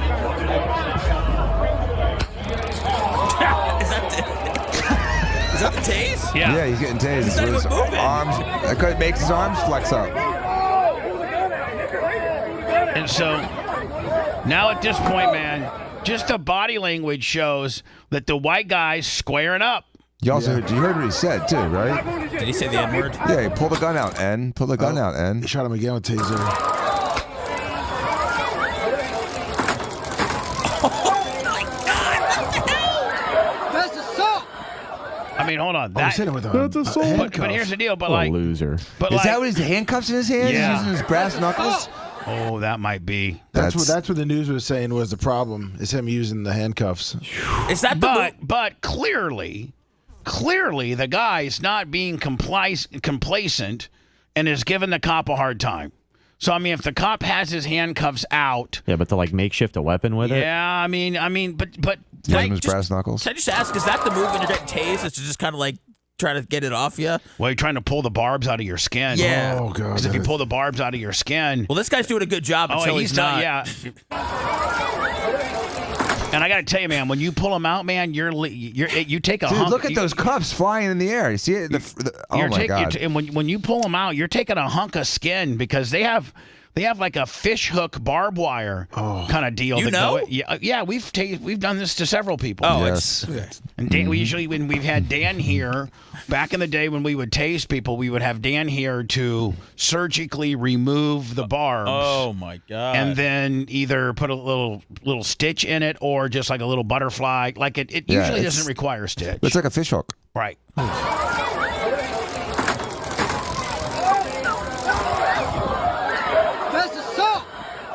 Yeah, he is hitting him with his handcuffs. His handcuffs. That's assault. That's assault. I will tell you, man, this is badass fan of the year. I will tell you this. Yeah, and what did he do to get kicked out so violently? That's assault. Again, his handcuffs in his hands. He keeps hitting him on the face with his handcuffs. You can't do that. This is voter suppression. You can't do that. This is a guy trying to vote for Trump in Atlanta. This is a guy in the Fulton County softball telling everybody he's going to go vote for Trump tomorrow. And they're like, no way, buddy. That's assault. That's assault. That's a lawsuit, bitch. That's a lawsuit. Oh, man, that guy is and let me tell you something. They still didn't get to Guy. No. Like, they still didn't get to Guy. I sent you the other link for the Jesus, other view. That scares me when you're saying me that you're sending me links. Okay, they're over here. Let me get them. Did you see? Let me where the Savannah. Does that give you anxiety to watch, though? Does that give you like a little bit like it's disturbing to watch, isn't it? The whole thing. I mean, I'm not starting anything in a game like that anytime soon. No, it's not. It's not disturbing as long as you comply. If you just do what you're told, even if you feel you're wrong, you can get it sorted out eventually. Now. You may feel as if you shouldn't be detained. You may feel that they're not doing you right. But if you just comply, stand up, put your hands behind your back, or come with us. And once you get down to the squad car or out of the stadium, cooler heads could potentially prevail if you talk to. All right, did you just say it right here? Yes, that's it. If you talk to them calmly, Dan. And, but when you immediately, when your starting point is to fight and your starting point is to not listen, then, I don't want to say you got what's coming to you, but. I know what Dan's saying. Like when we were watching the Ravens guy knock out the Redskins fans, or when you just see, it's upsetting. When I see guys upsets me because that's like, when I see guys getting knocked out cold, like I go, that's what makes me nauseous. This kind of stuff with the cops, I always feel like can somewhat be avoided. I think it's probably frustrated, overzealous cop dealing with an absolute impossible drunk, and we all know what it's like to deal. Listen, you get a guy that's too high on weed, and he is not gonna fight you. Or nothing. He's going to just be, super compliant, super chill. He's not pulling those barbs out of his skin. This is what alcohol does. Alcohol makes you angry and makes you invincible. Vote yes on 3. Is this the precursor to the ass whipping at the Georgia Florida game? Yep. Okay. So it looks like to me that this is the black police officer in question that did 7 hammer fists to the back of Grandpa's head. And it looks like this is kind of early on because there's nobody engaged, right? Like maybe they're trying to cipher through this. Yeah. This is footage that John Morgan's going to certainly need. Grandpa Gator is in the row directly behind the guy filming. Okay. So they're Gator's confronting him right now. Kind of like right here. Yeah, off camera. Right behind this guy's ear. Deal.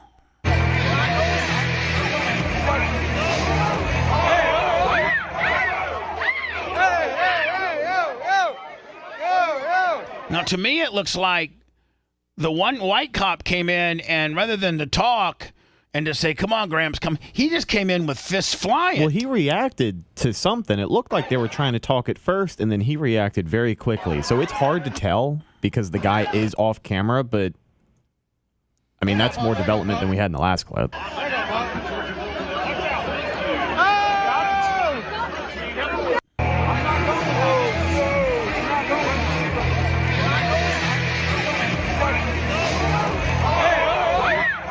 Now maybe that guy. Maybe the white guy came in and Grandpa put his hands out to defend himself, like get off me, which caused the white police officer to come in swinging.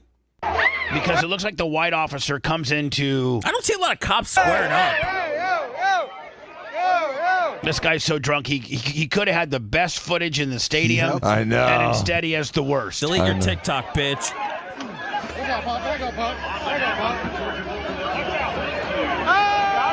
He's lucky he didn't get hit. Right, seriously. He's bumping into the cop. For all of our Dallas Cowboy fans.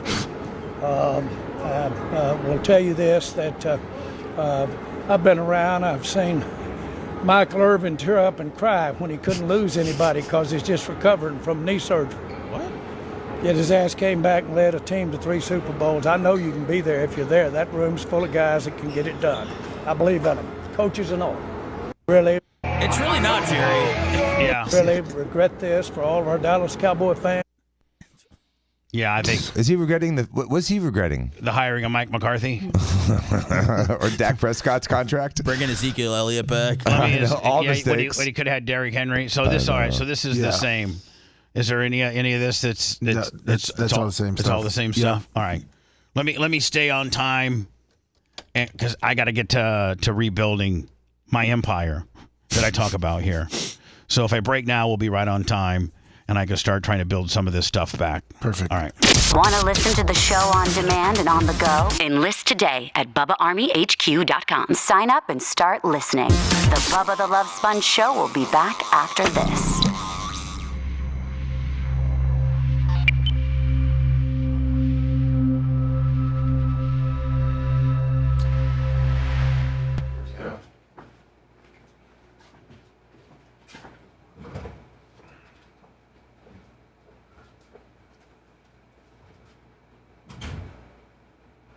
Oh, shit.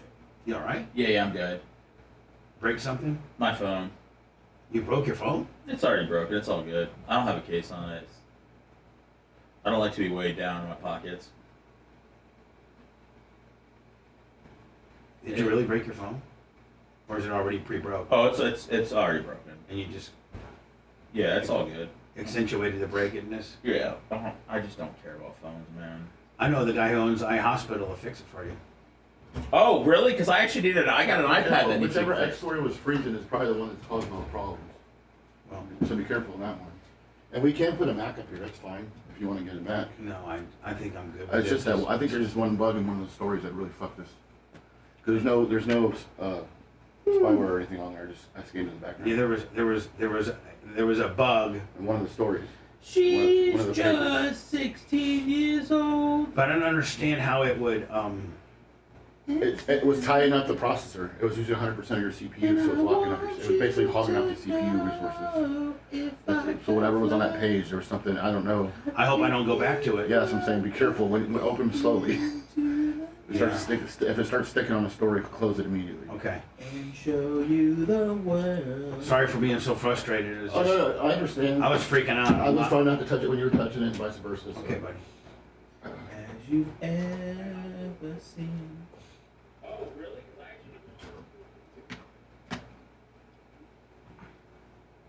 Benny Mardones?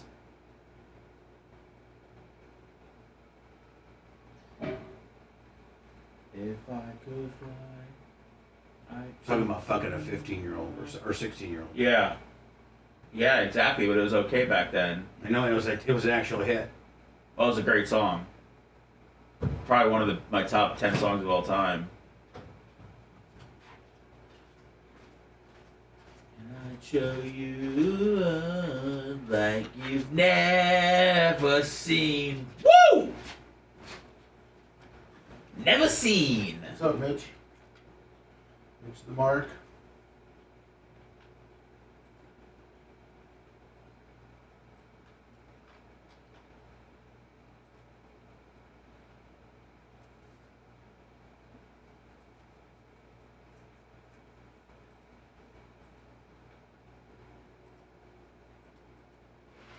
Biggie. Venmo, PayPal, Cash App.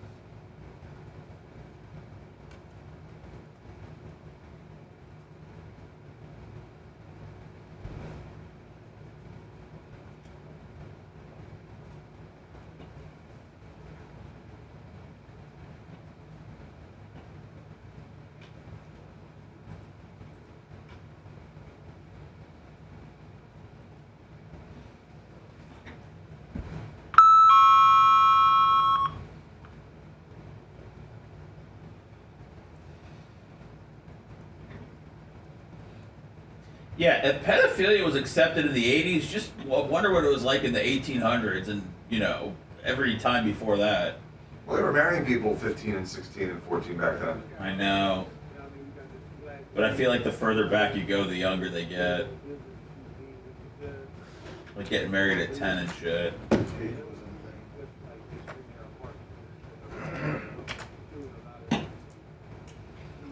They were dying at 35. That's true. Oh, there's the Dick Buckus footage. Yeah. You see it? Yeah, Dick. Looking good. You see it, Seth, on that?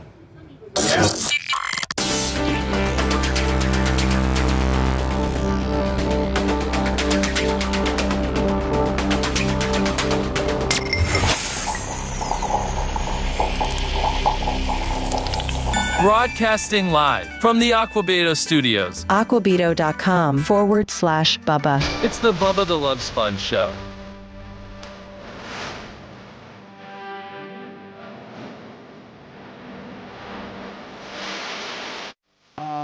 Tomorrow night we will do an election show special. Babyface and Dan will be here. Those are our chairs. Me, Lummy, Dan, Babyface, Seth, Macho Man will all be here. Oh, yeah. We have correspondents in all 50 states also, Bubba. Yeah, exactly. Boots on the ground and all, 8,550 precincts. I wonder how many different precincts there are in the country. God. You think anybody's gonna bone in a precinct tomorrow? You mean like workers? Like have sex? Like, do you think any sex is gonna happen? Oh yeah. No, hold on. They have cops at every precinct. But there's probably one precinct that's off the grid that they could probably. I'm just asking. There's 176,933 in the United States. Guaranteed someone's banging tonight at a precinct. So statistically, if there's 100, and I'm not saying one way or the other. I'm playing right on the middle. But out of 176,000 precincts, you're going to tell me that all 176,000 go by the rules and don't do something shady? Oh, 100%, Bob. There's zero election fraud. Zero. And don't be an election denier, you conspiracy theorist. And listen, I'm talking about there's both ends of the spectrum. There could be, we've seen some irregularities from like Fulton County with regards to the 2020 election. How dare you say that? You can't say that. We saw some irregularity, whatever, in the Metro Philadelphia area, the Metro Milwaukee area. But you don't think like in places like Nebraska and Alabama and Indiana that they're like, okay, listen, I'm a poll worker. I'm in Columbus, Indiana here. I think Trump's leading Indiana by double digits, So I'm just going to go ahead and, since they did it last time, I'm going to do it this time. Nobody suspects my precinct of anything. My precinct wasn't in question last time. And I don't want, the thing about it, though, those polls don't matter because Donald Trump's up by 12. If he wins it by 14, who cares? You only got to win it by one vote. So, there's really no sense for states that have, for instance, New York. You didn't see any New York ballot effery because New York is always, in California, are always double digits for blue. But Bubba, here's now this is factual, that there was New York effery in the 2022 election.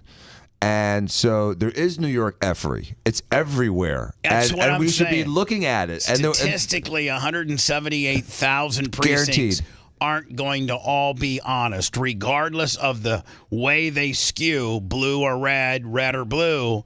That just statistically, you can't get 178,000 of anythings to all line up, so that it's 100%.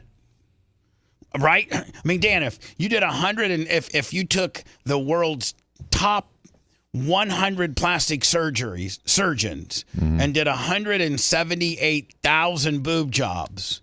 There's a statistic of boob jobs that are going to have complications. 100%. Right. With that large of a number, there's nothing in life that can be 178 and 0. Whether it's babies born, whether it's, there's just nothing. There's nothing. 178,000 to 0. That's what I'm saying. You can't do anything 178,000 times without making a mistake. No, nothing. 0. Nothing. It's impossible. Nothing can be 100 and let me tell you this. I've watered my Bubba Raceway Park, Ocala Speedway. I don't know. I've owned it with Tom Bean since 11, so that would have been 13 years. Yes. Okay. Well, I probably do an average when I water the track. I probably do an average of, let's say, 200 laps every time I go there. Okay. Okay. So if you multiply that by 2, because I go there twice a week over the years, let's just say 2 over twice. I have probably, do the math. You have about 30,000 laps if you go twice a week. Right. So 30,000 laps. I got about 30,000 laps. And you flip a truck. And if somebody would have told me when I was, 15,000 laps ago, hey, one of these days you're going to flip the water truck. And I'd be like, there's no way in the world I'm going to flip the water truck. How am I going to flip the water truck? Well, I flipped the water truck. You do it enough. So you do something long enough, then something's going to go awry. So just statistically, whether it's that woman in Indiana that's, stuffing the ballots for Trump, for every 3 that comes in, she's making it 6, or the woman in Fulton County, Atlanta, that's, that's doing the blue shuffle, it's just statistically not going to be a fair election. It's just not. And so I just got to tell you, I'm really, really, really excited to do the election show tomorrow because it'll then be over. I can't go much longer with these two fighting it out. I can't even watch TV without every message being, this, that. And then then every local, the Rick Scott race and the amendment races. How many texts and phone calls have you gotten in the last 3 weeks? So bad that I can't. I need somebody to help me because I went into I tried to get on YouTube or I tried to Google, how do you stop unwanted texts? I only want my phone to be able to receive texts from people that I have already stored as a contact. If I haven't stored you as a contact, is that a setting? I think it is. But I tried to get it to do yesterday and I couldn't figure it out. But I think there's a setting where your phone will only accept texts from people or phone numbers that you've entered in as a contact. Because the guy who owned my phone before me was named Alan, and he was a big Democrat. And I'm literally getting at 11 o'clock at night. I'm not kidding you. And I hit stop and I unsubscribe from it. And block? I get probably 30 a day from I get from races that are happening in Senate races that are happening in New Mexico, congressional races that are happening in South Carolina. Oh, I got Gavin Newsom's people that text me all the time. The more you block, the more you'll send. Or the more they'll send. That's right. For real? I like to engage. If you make the mistake of answering the phone or even hanging up on them, that lets them know that your phone is on and being used. Yeah, well, here's the deal.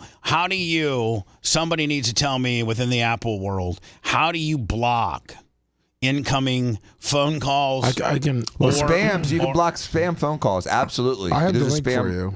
So, you can block spam calls, but a lot of these companies have the ability to cover up their phone number. So they call you and they make it look like a phone number that you've seen before. Mm-hmm. So it'll say it's an 813 number from Sefner, Florida, and you pick it up and it's, Baljeet and wherever. Well, I don't answer any phone calls. I'm worried about the text because I get 30 texts a day, and then it says stop and unsubscribe. So I hit stop, and then it gives you another. Then it sends you back another one that says congratulations, you've unsubscribed from this ass bucket. But 2 other other ass buckets that are running for dog catcher in Michigan are going to be sending you wanting $15. I'm like, that's all your information. It's all about information, Bubba. I know. So, Lummy, you sent me. Do you want me to send it to you? I was going to send it to your email. Yeah, send it to my email.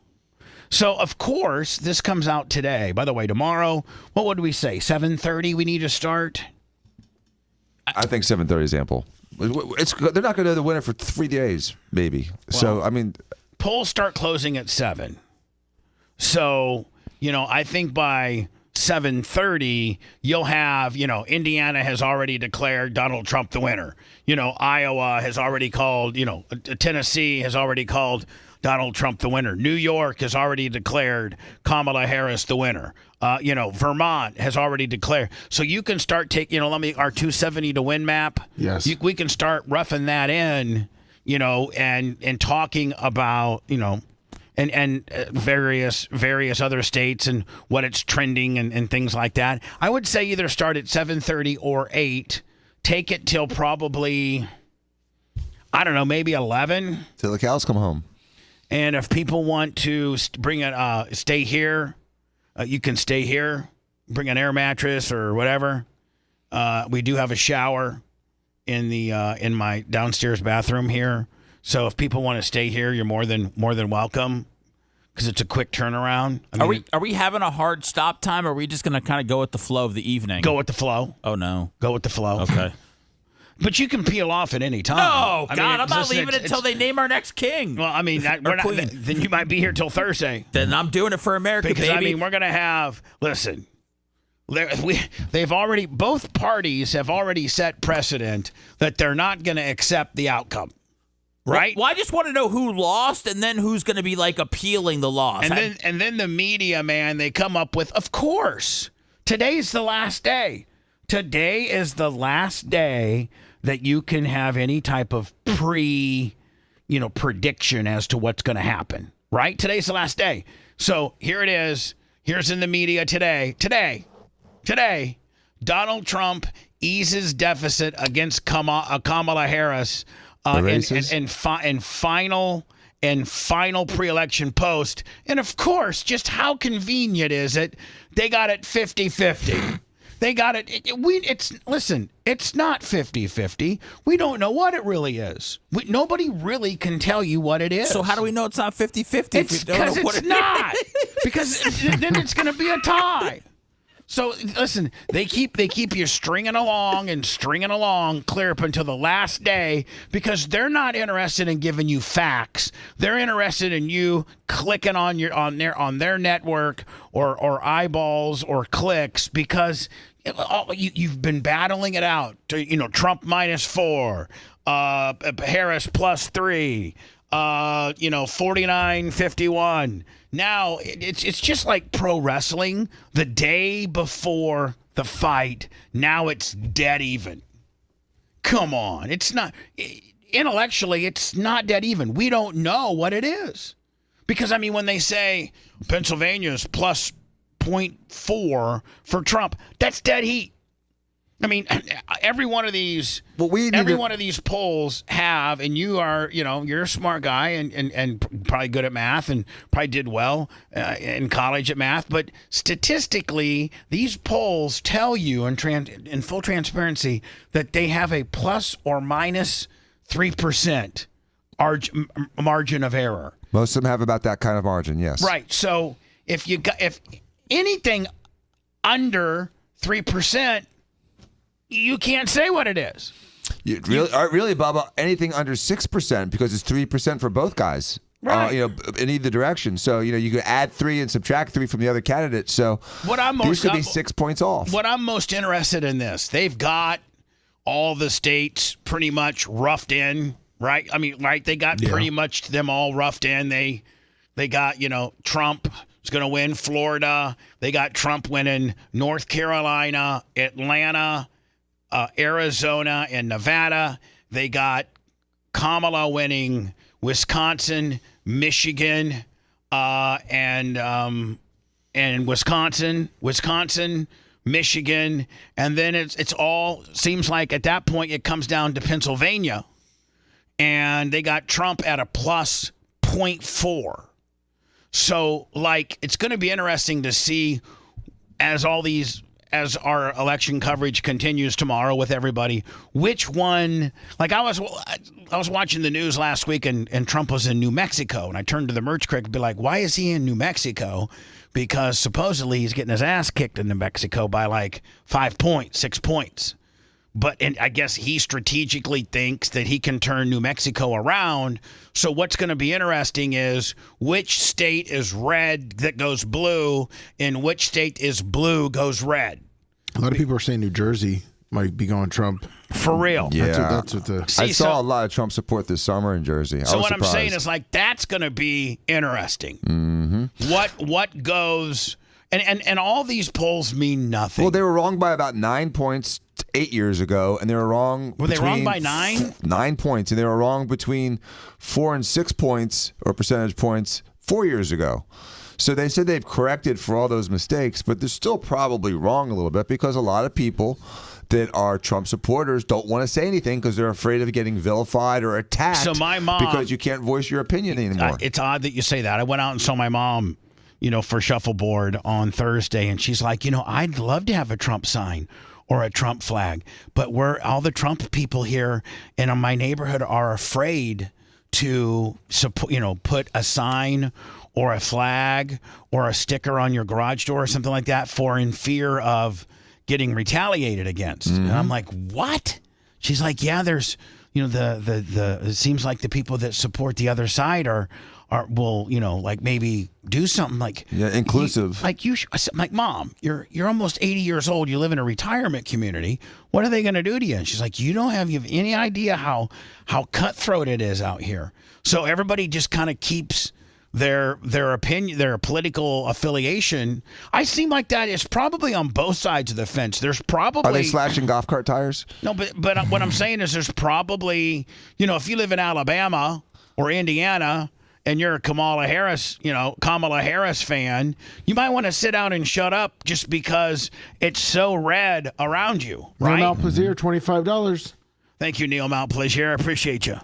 So I'm sure on both ends of the spectrum, people, remember back in the day, man, it was, if you were a Clinton guy or you were a Bush guy or you were a Reagan guy or a Carter guy, you didn't have to worry about your, Bill Clinton sign being torn up by the neighbor or, people slashing your tires because they don't align politically with you in your neighborhood. You never had to worry about that. The great Alex Stein is on the warm line. Does he know we've been having some huge technical difficulties today? Bubba. Yes. You got me? Gotcha. You sound rough, bud. Well, no, I'm up early. I did a Sky News hit at 4 a.m. I'm headed to D.C. in about 2 hours, but it's over, Bubba. 53% women have voted, 47% men. It's done. The abortion thing was the kicker. You were kind of right about that. Meaning Trump lost? It's over. Yeah, it's done. I hate to say that. I hope I'm wrong, and I'll eat crow if I'm wrong, but all these women went and voted. Men are too dumb, and they're on their phone. They don't even care enough to go vote, and these women did because they're under this trauma-based mind control that Donald Trump will stop them from having an abortion, which is not true because they could go to a different state, but I really don't like... Not only that, but every state that has put abortion on the ballot, abortion has won every state. I know, and it's stupid that this is the most important thing because it only affects, I think, less than 1% of the population, but it's the most important issue, and I think that's what cost him this election, and I'm sick. I see those numbers, and... So what numbers are you... What numbers are you looking at, buddy? Overall votes, it's 53% women have voted to 47% men. And so you're saying just on that statistic alone, women being 6 points ahead of 6 points greater in volumes of voting and the women came out in droves to support the abortion deal, and that you're automatically assuming that is an anti-Trump deal. What if there was a portion of those females that voted for Trump? then I could be wrong. But the Kamala campaign, they like the more women. Every time it trends, more women voting, it trends in their direction. So they're happy, and they say there's been record numbers of Republicans, declared Republicans, voting early. So you're like, what does that mean? How are the women still outpacing the men? I think that's a bad sign. I'm not an expert I'm a little bit of an expert, but I just think that is really going to be the nail in the coffin. But at the end of the day, man, now it comes down to the Electoral College, and you start slicing up states, and it doesn't mean that 53% of people in Arizona or Nevada or some of these swing states that Trump lost last election, North Carolina, Georgia, Arizona, and Nevada, they're statistically saying are going to go to Trump. Well, I know, but then you saw John Fetterman, the Pennsylvania senator, went on Joe Rogan's show and was kind of putting Trump over, and I think he was doing that to try to rally his base to go vote against him. Because, that's the best narrative, is that you're down by 2, so your base has some urgency. That's the problem, is we live in this echo chamber in Trump world where we think we're doing so well, and that's not a real indication of what everybody else is thinking. So, I'm sweating bullets. I really need Trump to win. I got a lot of buddies that went down to January 6th. Their life is ruined, and Donald Trump's the only person that's going to be able to help them. So I'm sick, Bubba. I won't bug you guys all morning, but I'm headed to the Kamala rally. If I'm there and she wins and it's a party, it's going to be insane, Bubba. You party? I'm going to party. I'm at Howard. Hold on. I'm stunned. I'm stunned that you, who that lives this whole, you live this life to the point where you're now headed to cover her rally for your employer, The Blaze, and you, who's much closer to this whole scenario and this whole shooting match than me, and you're already calling it Kamala early on. Bubba, look at ABC's headline. What's it say? Harris campaign describes secret women voters. And it's signed with saying all the women. If this was a Twitter poll or a Facebook poll, Trump wins by 10 million votes, but it's not that. And you got to go and you got to be registered and you got to get off your butt and go to the polling location. People don't want to do that. People don't want to fill out a mail-in ballot. I know people in Texas that didn't vote. Well, you know what, Trump? Why did Trump?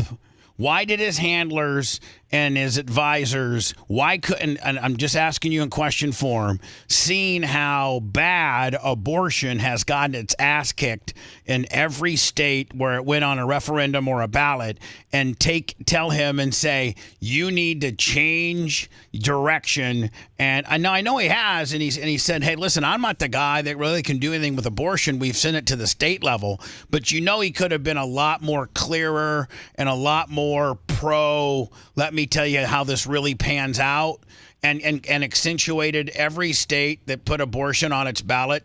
Abortion won. So obviously the the American people are talking of what they need. It's better to put it on the state level because you can control it a little bit more efficiently than have it at the highest court of the land make the ruling. Why weren't they telling him to do that? Why was he not more clear on that?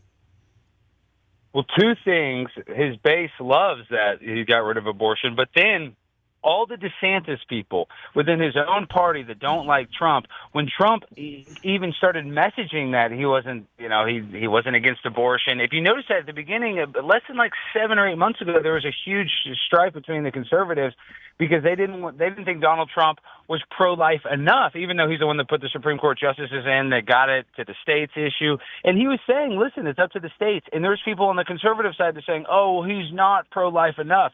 So then he kind of changed his messaging to lean into the abortion, trying to appeal to his base, which he already appeals to anyway, instead of trying to, keep that rhetoric that, hey, you can still get an abortion, just go to a different state. And I think that's what's going to be the nail in the coffin. And I made fun of Megyn Kelly because Megyn Kelly said this is too much of a brotastic campaign.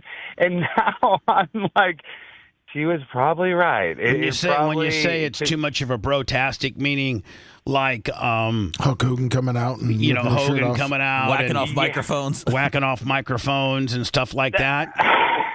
I mean, and listen, everybody in this room, we all respect Hogan. We like Hogan, but I mean, Hogan is. It made it look like a cartoon joke. It really did.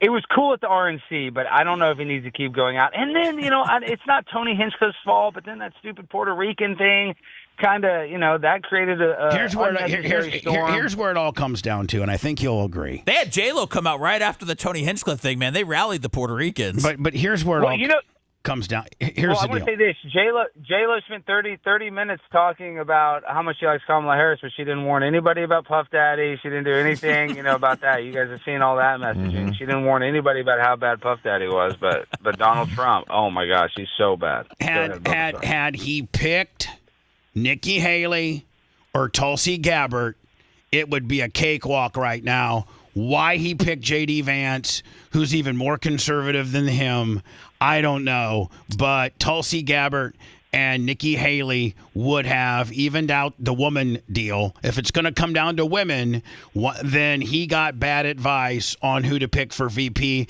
because Tulsi Gabbard would have been a home run. Former Democrat. She aligns everything with the libertarian / right down the middle ticket. Smart, former veteran, looks good, speaks well. I think it comes down to his I don't like either VP selection, to be honest with you. And neither one of the VP candidates moves the needle for either candidate. I don't think. You're exactly right. I think that was a huge misstep by not getting Tulsi. He should have done that, and he did it. And J.D. Vance was just a few years ago was bashing Trump, and I've never really liked Vance either. Really, I mean, I don't hate him, but I think you're right. I think Tulsi was the big. Big misstep. Waltz and Vance are pushes. They do nothing for the candidate.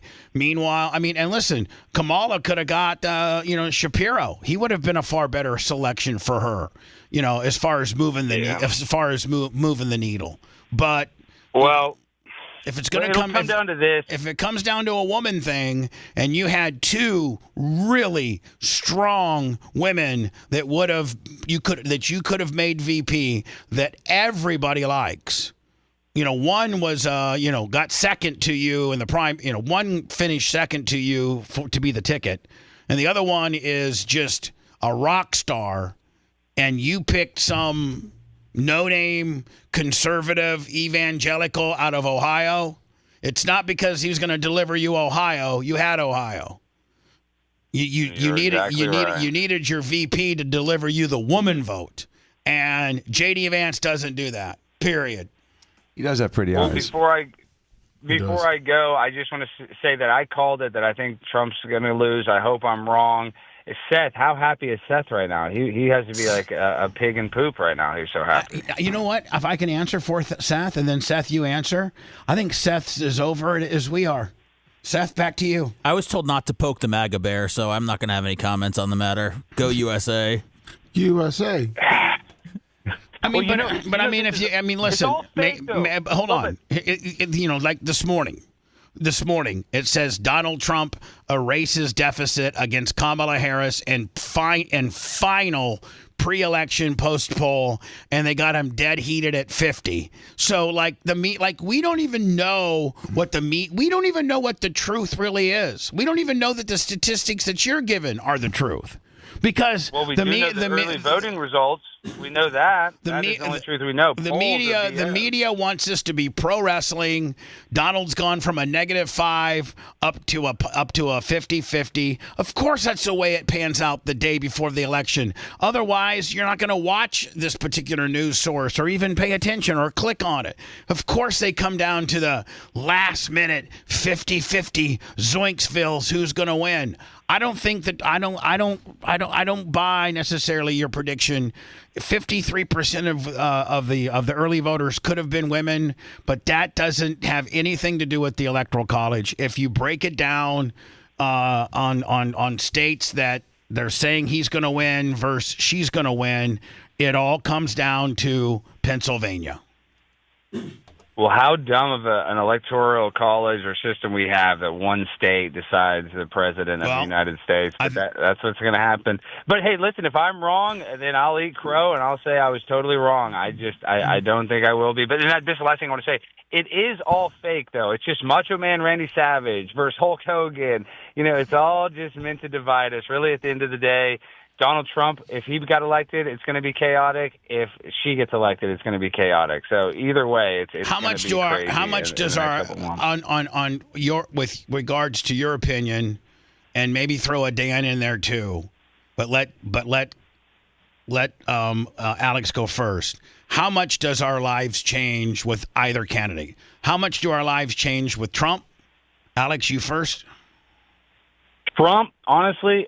My life probably gets a little better, but I think there's going to be more the protests and rallying, and pro-Palestinian protests are going to go crazier. So, yeah, I think it's probably going to be worse at the beginning. Overall, the economy, gas would go down. Overall, it would be better.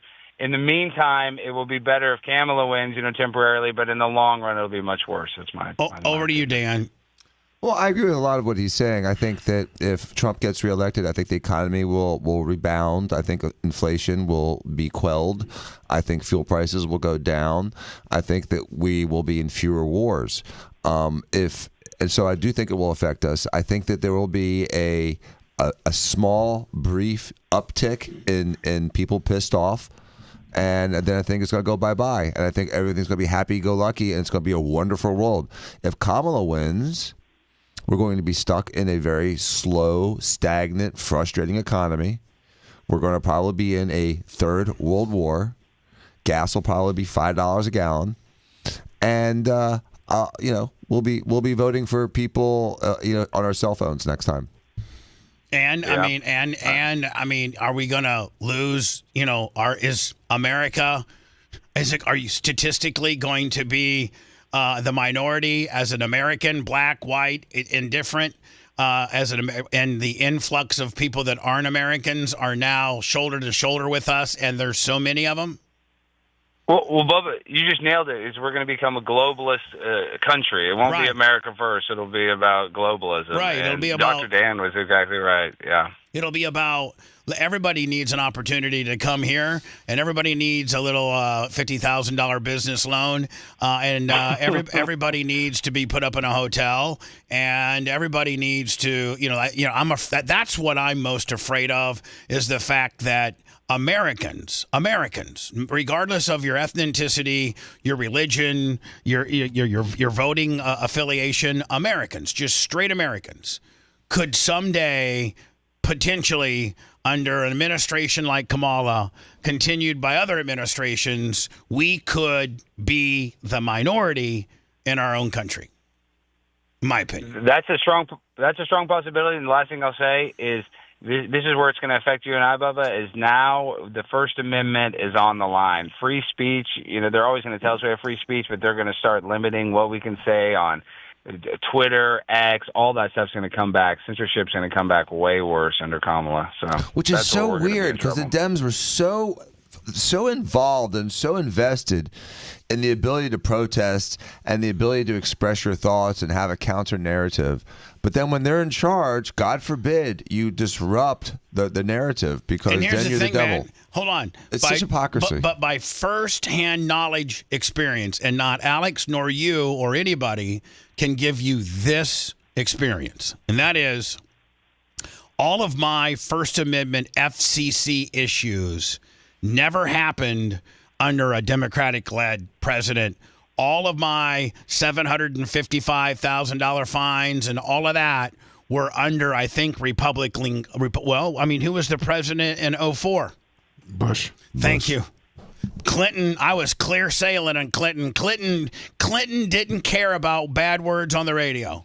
But Bush and his Republican-led Congress did. But you didn't get in trouble, Bubba, for criticizing the government or criticizing the national narrative. There were decency fines.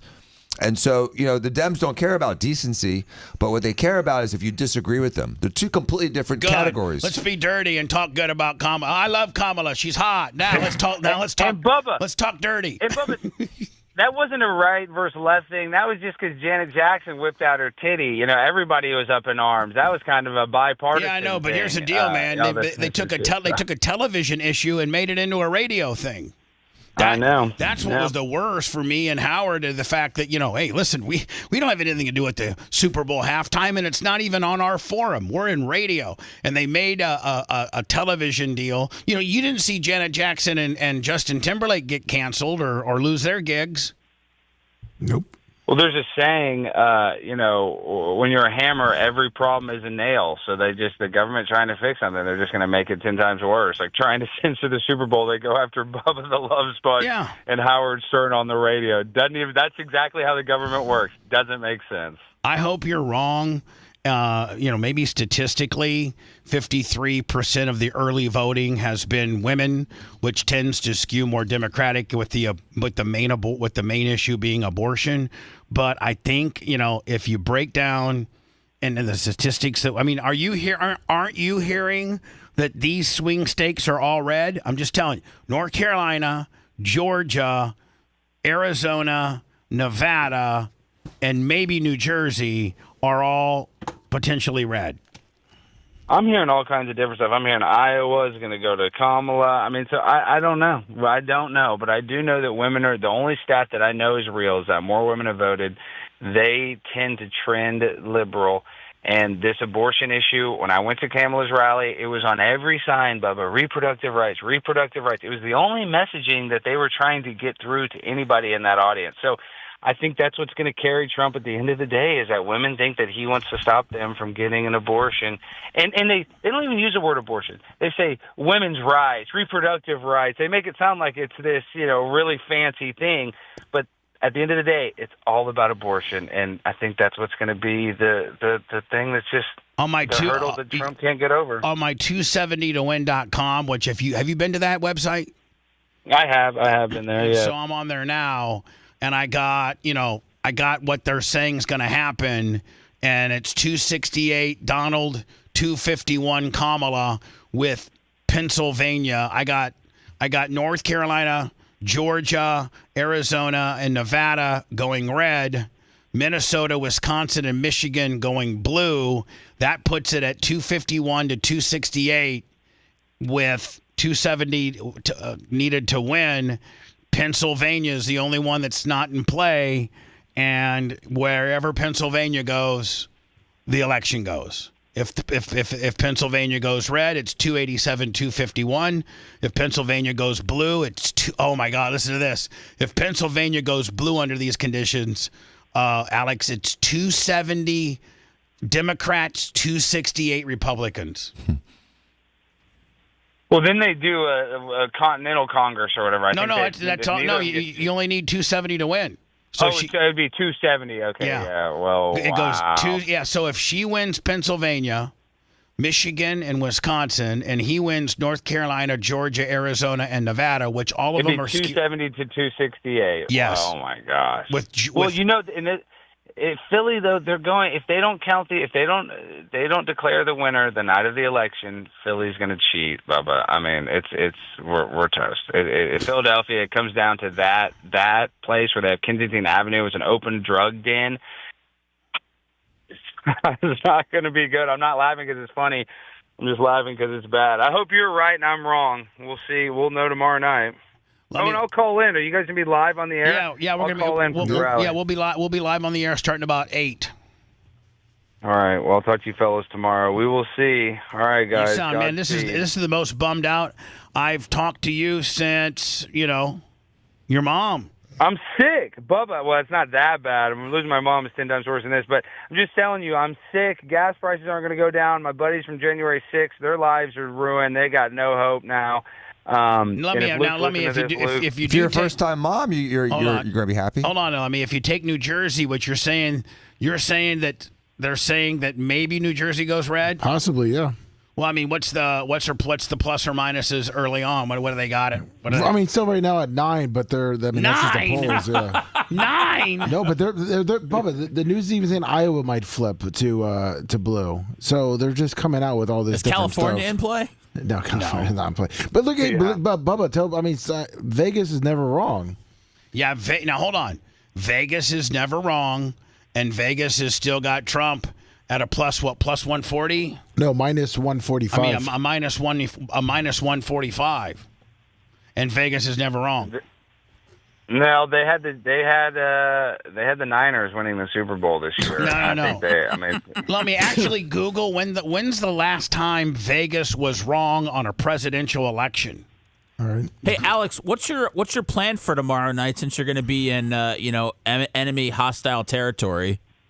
Well, we supposedly have media credentials under a fake name, so if I don't get recognized, I might be cool. I'm going to try to wear like one of those masks, and I'm just going to get there early, kind of scope it out, and then probably get there around like 5 or 6 and just set up and hang out. I mean, 1976. I don't know how it's going to go. Hold on, the last time Vegas was wrong about the election was 76, and they had Ford beating Carter. Yes. Yeah. Which still baffles me that Carter won that, but do you really think that you'll go unrecognized? I mean, you're going to have like a really good, like real-life Biden-type mask. Are you by yourself? No, I got another guy with me, and he looks kind of like a liberal. I got a Kamala hoodie, says Inauguration Day, and I got and I'm going to wear like a beanie, and I'm going to wear a mask, and I'm just going to try to not act suspicious or bring any attention to myself. So and I'm probably going to get... They're probably going to notice me. That video got over like 10 million views of me bashing of the last rally and showing everybody walk out. So they probably got wind of that video. So who knows? And they kick me out, then I'll just stand outside the rally or wherever they'll let me go across the street. But it's Howard University. It's in a black college in a black neighborhood in Washington, D.C., where they defunded the police. So let's just pray. If you guys are believe in God, just say a prayer for the pimp on a blimp. As far as that he makes it through alive. As far as safety, yeah. Who cares who wins the president? Let's make sure that our good friend Alex, doesn't get stabbed or something like that. And I'm going to be using fentanyl that night too to medicate some of the pain. Oh my God! Dr. Dan says, and a couple of granules of that will kill you. So don't. We're not. Dan, please step in and tell them. No fentanyl there. No fentanyl. No fentanyl. Just one fentanyl gimmick. I'll break the pill into 6 pieces. No, you don't know what that pill consists of. You don't know the density. Well, if Kamala wins, there's no point. I mean, my cats. I don't want to leave my dad and my cats alone, but I mean, I'm going to need something to medicate the pain, Bubba. I mean, that's how bad. What do you need? A Hitler type cyanide capsule, or what do you need? No, not that. I'm just telling you, I'm already singing the blues. I hope I'm wrong, but listen, all the times that Alex Stein has called in, I've never heard him this bummed out. No. Like he knows something that we don't know. Well, I think part of it's the Cowboys too. I know a lot of it's the America. But... No. Hey, I'm actually happy. I bet on them the last 3 games they've lost. I'm up about $2,000 on the damn Cowboys getting killed like this. I crushed it yesterday. I bet $600 on them. I crushed. And they covered. Atlanta covered. -3 God bless the Falcons. The Cowboys. When Ezekiel Elliott can't even show up to a meeting on time, the Cowboys are finished. Mike McCarthy's a bomb. They got to get rid of him. I hope we get Bill Belichick. I don't care. I just think that'd be. Well, now, a lot of people are saying that, and I don't think he'd ever go in a million years. But a lot of people are saying that Dion could potentially be a Dallas Cowboy. I don't think Dion's style plays well with grown men that are making millions of dollars. Well, that's what he said, right? I mean, that's why he doesn't want to do it. But if Jerry says, "Well, I'll take Shedeur in the first round," I think. Then what are you going to do? You just signed you just gave Dak the biggest. Isn't he one of the biggest? Yeah, he's the highest paid quarterback. Well, they're probably not going to draft Shedeur. Jerry Jones is such an idiot. He would do whatever they tell him to do. He's gone at this point in his age. When they interview him, today or last night after the game, he was talking about how Michael Irvin's knee injury in 1990 and how that catapulted him to win 3 Super Bowls. Like, it's just he's out of touch. He's stuck in 30 years ago when he fired Jimmy Johnson after he won a Super Bowl. Did you see? Because of that, he doesn't deserve to win. That's just how it is. Did you see that Jason Kelce grabs a guy's phone, throws it down on the ground? Did you see that? I like that. That guy saying the F slur at him, I don't know if that was creative, but does that get, most people, unless you're Mike Calta, if you grab somebody's phone from them, it's considered, grand theft and battery. And battery. and because that's your personal possession. It's over $1,000. Most iPhones are. And, most people get in trouble for that. You think Jason Kelce gets in trouble for that, or does he get a sweetheart deal like Mike Calta did? I think you should get a pass. I mean, he should pay the guy for the phone because he did touchdown spike it. But remember, the law, just because as a law is written, doesn't mean they enforce it. I mean, they let people smuggle humans over our border every single day, and they don't care about that. So, these cops very pick and choose. And I back the blue.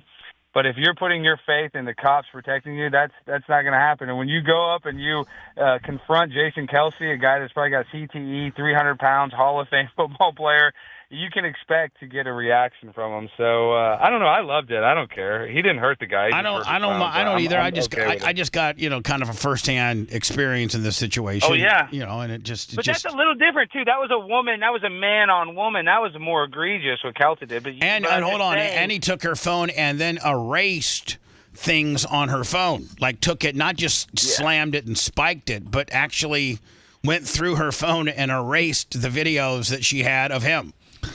I think anyone that grabs a phone, out of another person's hand and smashes it should be liable, criminally and civilly. I mean, listen, you're not allowed to do that. And listen, you shouldn't say the words that you said to Jason Kelce. But there's no law against that. There's no law against that. But there is a law against grabbing a phone out of another person's hand and smashing it on the ground. There's a specific law against that. There's two, actually.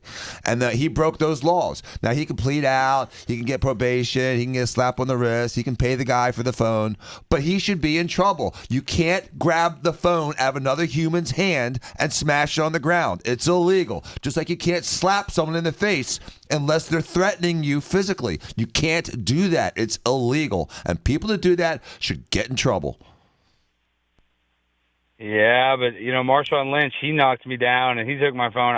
If he beat me up, I still wouldn't have sued him. But hold on. We're not talking about what the victim does. We're talking about when the victims call the cops and the cops get involved and the evidence shows. If you had called the cops and showed them the evidence, Marshawn Lynch would have been arrested. Yep. You should have been. No, it was you're a real, you didn't call the cops, you didn't get them involved. And so that issue nothing happens because you didn't want it to happen. But had you called the cops, got them involved, showed them the footage that you had, they would have arrested him.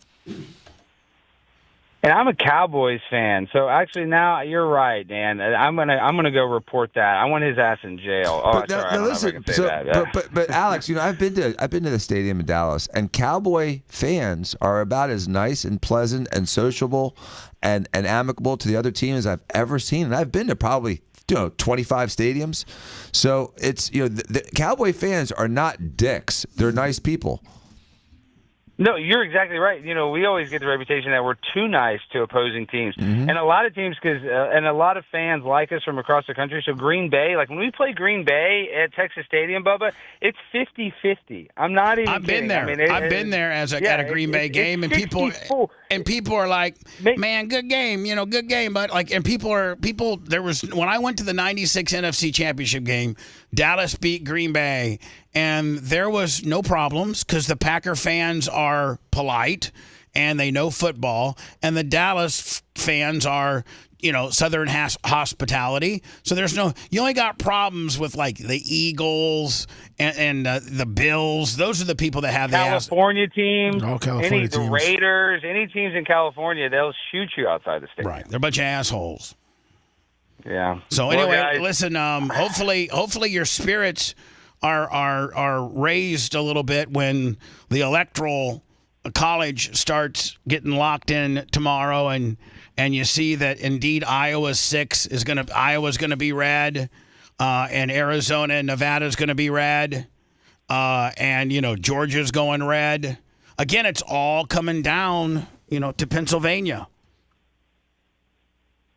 Yeah, well, we'll see. I need something to put me in a better mood. I'm about to get on a Southwest Airlines Boeing 737 MAX jet, the one that crashes everywhere. Oh, the MAX 8? I mean, good luck. The MAX 8. You're going to be all right. Luck. Sit in the middle. All right. See you later. All right. Talk to you tomorrow, buddy. Talk to you tomorrow. Don't get stabbed at Brown. Howard, Oh, is that where? Okay. Yeah, he's going to Howard. All right. There is a University of Brown, right? Yeah, that's a white Ivy League school. Okay. Not going to get stabbed there. No. Isn't Brown a very prestigious school? Yes, it's the worst of the Ivy Leagues. Oh, it is? Yeah. What's the top? Harvard? Harvard, Princeton, Yale, the three that you usually hear about. If you had at the bottom, you hear about like Cornell and Brown. If you had an opportunity, Sorry, to do your undergrad anywhere in America, I know you picked Duke, right? But Duke's prestigious, but not near on the level of Harvard, Princeton, Yale. Where would you, if somebody says, Dan, you got a full ride scholarship wherever you want to go? I think, knowing what I know today, I think the ultimate would be Harvard, college, and Yale Law School. It seems to be what the most powerful have done. Kind of like, those are the types of things that now what makes DeSantis and J.D. Vance have done. But what makes Harvard, Yale. But what makes your undergrad at Harvard so much better than your undergrad at Duke? Is it the quality of teachers and the life that they've led, or they're teaching the same curriculum? Are they not? 80% yes. There's probably, each college has probably 20% of uniqueness to their curricula, and you're also competing with better students, and you're trying to be on top of the curve against better students. Arguably, you have better teachers that are more dominant in their professions and their specialties, and you have that army of alumni that helps you succeed in life afterwards, because there's connections. It's all about connections. Oh yeah, when you roll in as a Harvard grad, you all the Harvard guys stick together, do they not? I mean, wasn't Clinton a Harvard guy? Yeah. And, where'd Bush go? Wasn't he dumb? Wasn't Bush dumb? He wasn't as smart as some of the other presidents. Did he go to Yale? But he went to Yale. I think he did go to Yale. That was not probably based on his skill set. That was was probably nepotism. Big Papa calling a favor. Jay's here. Mm-hmm. Kamala went to a lot of average schools, and so did Walls. She failed the bar. And she failed the bar the first time she took it. So she did? I don't know a single lawyer. I don't know a single practicing lawyer that failed the bar. Right. And the bar's, not that difficult. I mean, it was a hard test, but you guys, if you study for it, you pass it. So I really, I think objectively, she's not as smart as... Do you get a score on the bar, Yes. or is it just pass or not pass? No. Both. You get a score that doesn't matter, and you get a pass, fail that does matter. Now, have you, Stephen and Jay, ever compared bar scores? Yes. And Danny and I are very similar, and Steven got the third highest score in the state of Florida. Hold on. Stephen beat you too? Yes, he did. Allegedly, he says he did. I got 90. I've got over 90th percentile in both halves. Danny did fantastic as well, and I did solid. And the thing is, there's a lot of really mediocre lawyers that pass that bar on the first time because it's a matter of working hard and studying. Kim Kardashian passed the bar. She never went to law school. And she passed the bar. Hold on. That's right. Hold on. Kim Kardashian, She got 474. Can you... Maybe Montel Williams was banging her stupid. If you liked that segment, then you'll definitely like the new redesigned BubbaArmyHQ.com. We'll be back to the Bubba the Love Sponge show after this.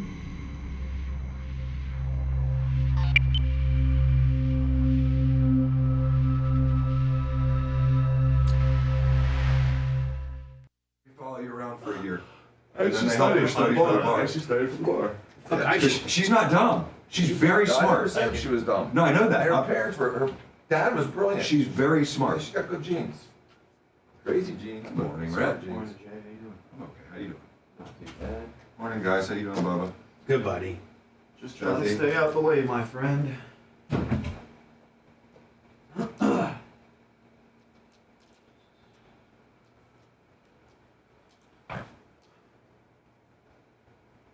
Morning, everybody. Mont, you're good. You can switch it back. Thank you.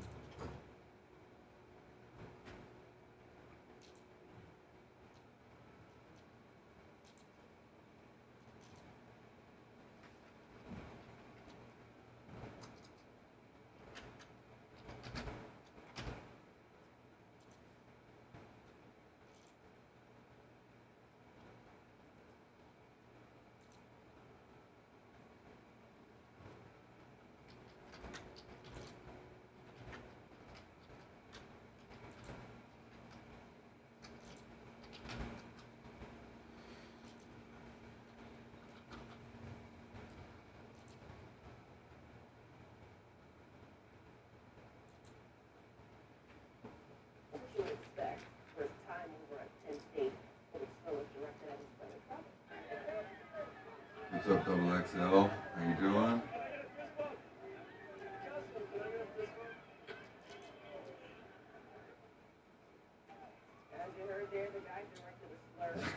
That's funny, Ken Haley. What's up, Iggy? You doing, buddy? What's up, we Totted? That's pretty funny. The Tim England. What's up, Carlos Clem? How's everybody doing? If you haven't voted, go vote. If you know somebody that needs to vote, go take them to vote.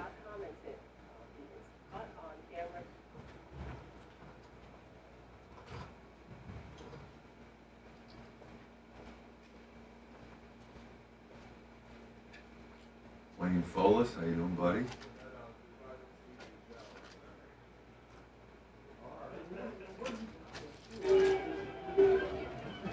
Evolved at all. I think they have. They evolved into 10, I think. Yes. They evolved into people not giving a shit.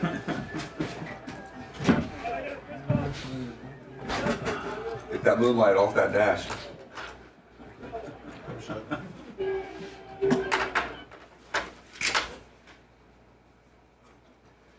Dude, pretty crafty of Stein to get a pass under a fake name. Stein gets by with the Secret Service. That's pretty. No, they're. They only ignore people with rifles. They pay attention to. But Stein's good considering he's gonna wear a mask and shit. Like he's got it pretty covered. What kind of mask is he gonna wear that's gonna get? No, like a mask, like of COVID. Oh, yeah. I thought he was. That's wearing, in. He's in. No, just like a COVID mask. Little purple. Oh, I thought he was wearing a mask like No. I did like too. A Biden mask, like all the impersonators that are 6'5" and 4'11" wear. little pink tint to his hair and a COVID mask. He's in. Some petroleum oil, and Birkenstocks. Flood City, 63 months. What's up, Grouper Lips? Yeah. What's up, Right, exactly. Man, make sure he puts a windshield visor up.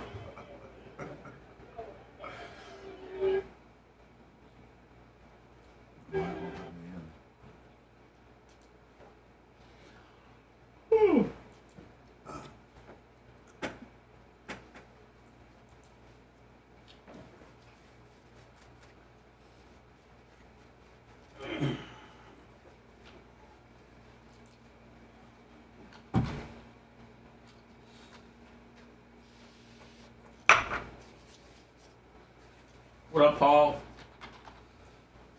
I like when parties that have had a chance to have all three chambers bitch about not getting something done.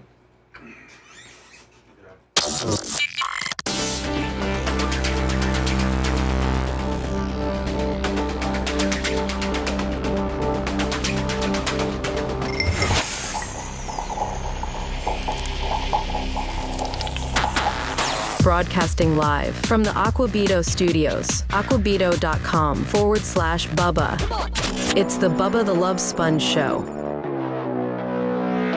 JD Uncle slid in. He'll be in for a little bit. Morning. Dan will leave here soon. We have a little bit of a crossover. Some of the best interactions between the two. I think this is therapy for them a little bit. I think they can talk to each other in manners on the air that they can't necessarily speak to each other off the air. You know what I'm saying?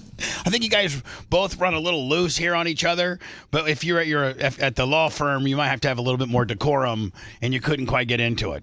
Whereas this is kind of like more like you're hanging out with the boys kind of playground. It is, and we're way tougher on each other here than we are even in a private setting in the carriage house. It's just more intense on the radio. Now, so Jay, your point, you helped Merch Crick try to get justice when she was accosted. We're not done. By Mike. You're right, but Mike Kelce. And I got so mad because I read she has a bunch of paperwork and stuff. And actually, this weekend on Sunday, I was sitting in my recliner getting ready because I'd spent all day. I got to the Ocala at 7 in the morning. and worked till 7 at night. I was on 3 different machines for 12 hours. It's like, Dan, I don't know, I feel like I got a cracked tailbone. Oh, that hurts for weeks. But I don't. I don't have a cracked sure? tailbone. No, I don't. It's just I'm sitting on rickety ass seats and you can bruise it from doing that. Yeah, you can for bruise sure. I think I've bruised my tailbone. Yeah. So between the water truck, the grader, the skid steer. You got a little donut cushion? Yeah, maybe. I'm going to be that guy that has just a donut. for a couple weeks. Just for a couple weeks to boo-boo heels. So pressure cushion. So anyway, yesterday I was completely junked. I had some time, and I got to looking at her paperwork on that particular situation. I'm not going to get into it too much, but I was reading it from the state attorney, Ed Broski. I think is it the 12th Circuit? I think it's the 12th Circuit. And the assistant state attorney was like, "You're lucky," and it just really made me mad in the fact that, and Jay understands, he helped try to negotiate some stuff and was, helped Merch try to get justice. And it went on to say that we find that that she was the aggressor and that she was lucky he didn't press charges because she's the one that touched his shoulder to get her cell phone back. And I'm like, wow, you guys are really looking at this through some very, very not cool eyes, not so fair eyes. Mm-mm. And the fact that the initial act in itself was that he grabbed her phone, positioned his body so that she couldn't get to it. She's asking for her phone back. He goes and deletes 2 videos. As she's trying to get it back, he smashes her in the face. Yes, while she was trying to get it back. She did put her hand, a 110-pound woman did put her hands on a 400-pound man. To retrieve her phone. And he pie-faced her.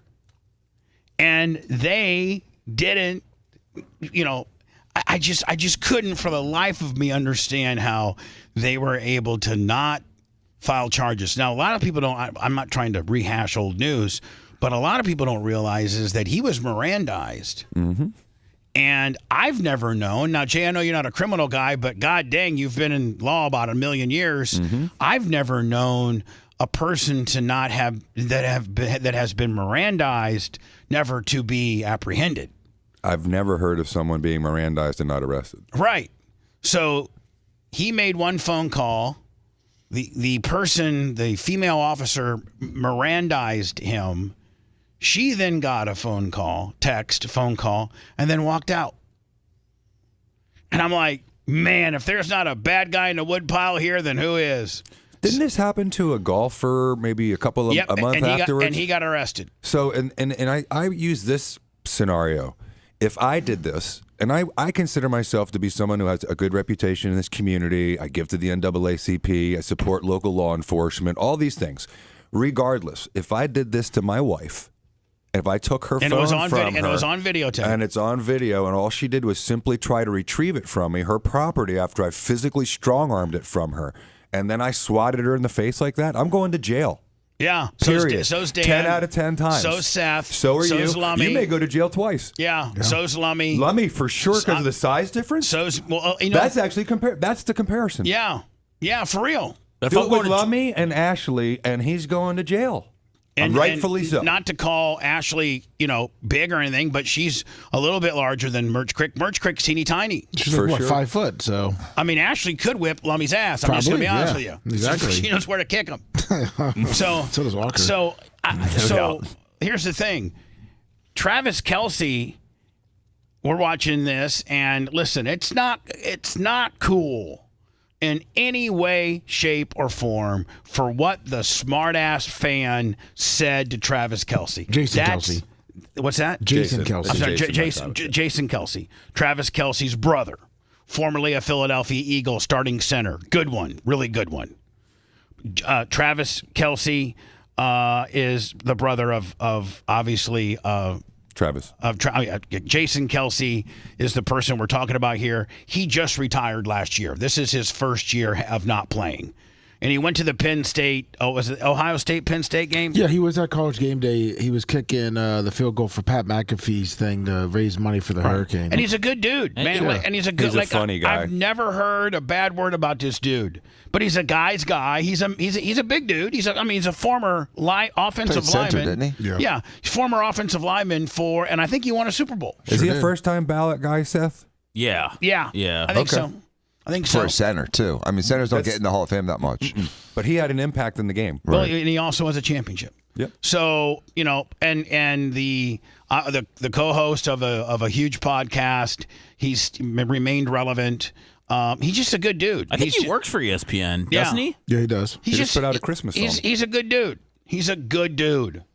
But when you are a good dude and you are as public as you are, now if he hasn't quietly retired and just him and his beautiful wife just live in their little log cabin and he splits wood on the weekend and, like he's kind of disappeared into society. No, he's a very public retired person. He does national commercials. He does national podcasts and TV. He's very public. He does, he works for ESPN.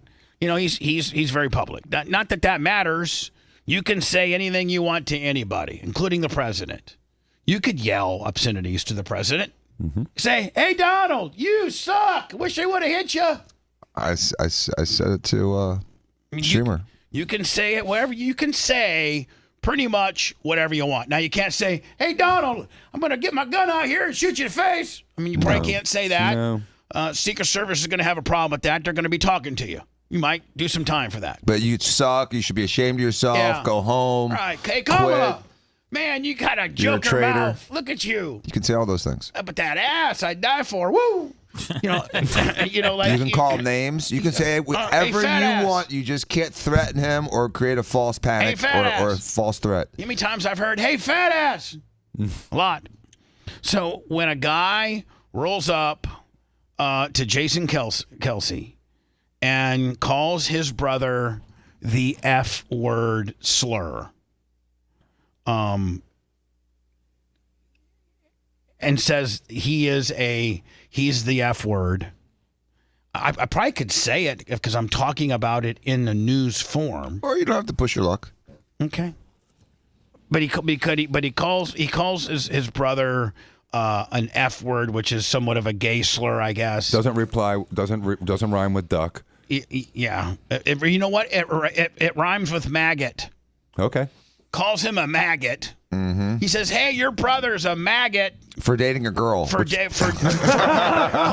I mean, listen. I mean, this fan should maybe go to jail for being The richest stupid. woman in the world. For being the most popular pop culture icon of the last decade. Right. Like, if that makes me a maggot, then I'll be a maggot all day. I'm telling you, Bubba, college kids are losing credit for being smart just because they go to school now. Yeah, you're Some of right. the dumbest people in the country. You're right. Imagine, Bubba, if someone called you a maggot for going out with Madonna back in the day. Right.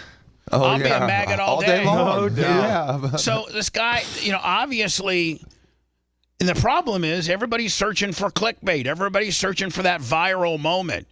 Probably the guy that got his cell phone ripped from his hands, thrown down, looked like Jason Kelce just scored a touchdown, spiked it. He probably, what happened, he probably wanted to happen. It's viral now, but... Exactly. But... And the guy, the stupid ass college student, and his reasoning for calling Jason Kelce your brother's a maggot is completely stupid.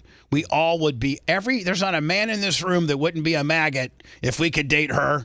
If Jay, you were a single man and you had an opportunity to date, one of the most popular people on the planet and all the cool stuff that apply, private planes. Be hard to call me a maggot. Sir, call me a maggot every I'm just day. saying you call it all day long, but it's just hard to say that to somebody in that situation that Jason Kelce's in. So Travis Kelce, somebody calls Jason. Somebody gets up in Jason Kelce's grill, and he's videotaping it, and he says, "Hey, your brother's a maggot because he dates Taylor Swift." Well, it's very flawed thinking, but As much as it hurts me to say it's protected, he can say that. He can say that.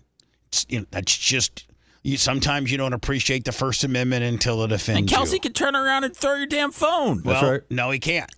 Well, he did. Nothing happened. I don't. Well, nothing's happened yet.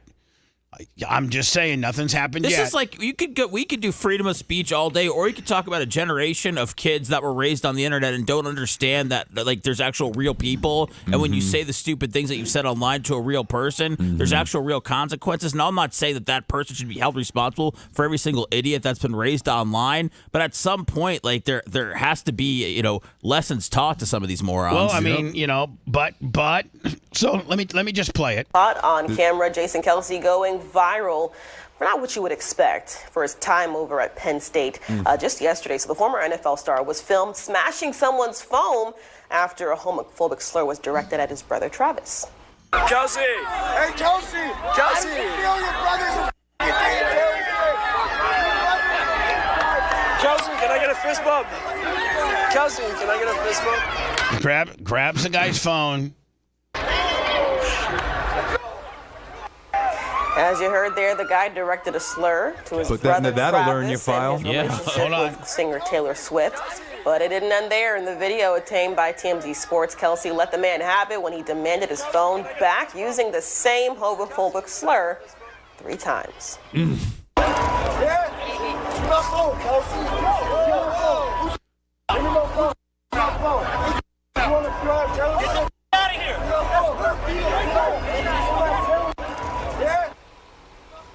So far, Jason Kelce he pushed him right there. Did you see that? On the incident. Rewind that a second. Yeah, I saw. No, yeah, absolutely. Hold on. Here we go. Get out of here! Right here. Who's that little guy security? Right here. So far, Jason Kelce has. He's lucky he didn't get a swat right there from that big old hand of his. That lunchbox fist. He smashed him right in the face. So he took it. He took it. He takes it from the guy's hand, smashes it down on the ground, then takes the phone. By the way, Bubba, they're ISOing Jason Kelce just calling him the F word, and they're only showing that part. That's TMZ on social media. Now hold on. Here goes the grab. Hold on. Here goes the grab. There goes the touchdown spike right there. Let's go! Kelce! Hey, Kelce! I feel your brother's a fat. Kelce, can I get a fist bump? Kelce, can I get a fist bump?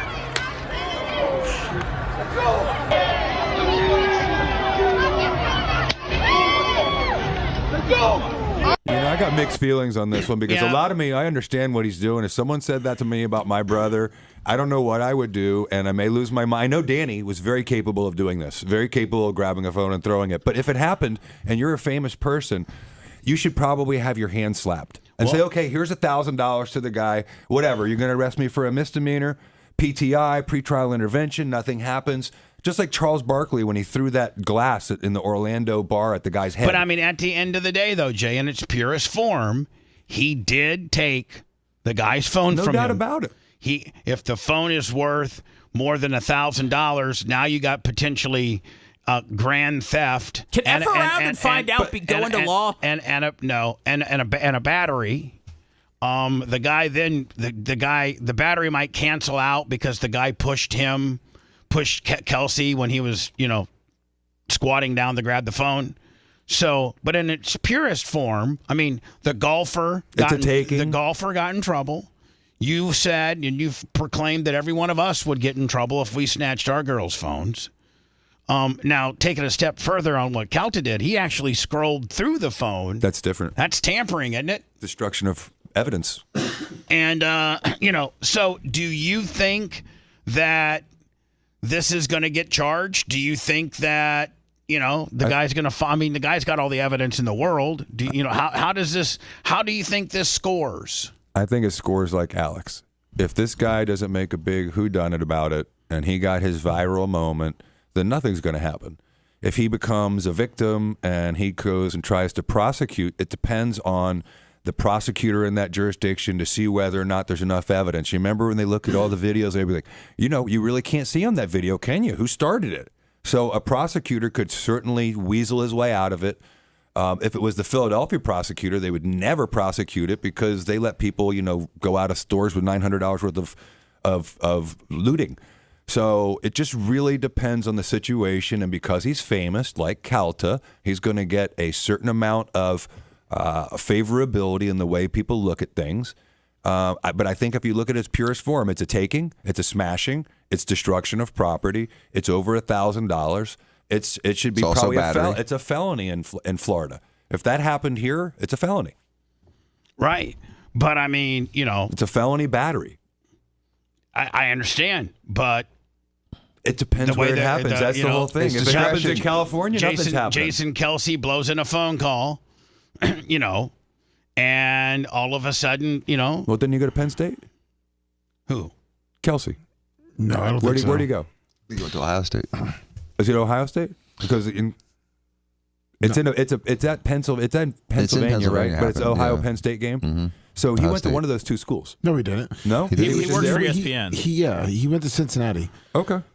Oh, he's working. He went and did the college game day in the morning. And people are idiots. The guy that did it's an idiot. I don't know, man. You look at the pure law. The pure law, you're absolutely right. But you talk about like a man getting confronted by something. That'll learn you file. If you go up to Jason Kelce and you say derogatory things to him, you may get a hand on the face. Isn't this like the early paparazzi days where celebrities would take the cameras and throw them down? And they all got in trouble. And they should have gotten in trouble. And they should have gotten in trouble. But none of them went to jail. Hold on, ask Tommy Lee. Yeah, they did, but that's what I'm saying. He got criminal charges. That's exactly what I'm saying should have happened. But they all got a slap on the wrist. But there was some consequences. Your life that you are My life is not pathetic. Turn around, look at these people. Turn around, turn your camera around. These people are here to see me. Grabs a phone. Mm-hmm. I don't give a shit that you don't have permission to film me anymore. All right, so we're going to stop this. How pathetic is your life that you're here fighting this fight? Honestly, how pathetic? My life is not pathetic. Turn around, look at these people. Turn around, turn your camera around. These people. That is illegal. That's a battery. Boom. And a theft. I don't give a shit that you don't have permission to film me anymore. Well, you can be filmed in public. You're at a public spot. Doing a public promotion. Welcoming the public to come see you at a public spot at a public promotion.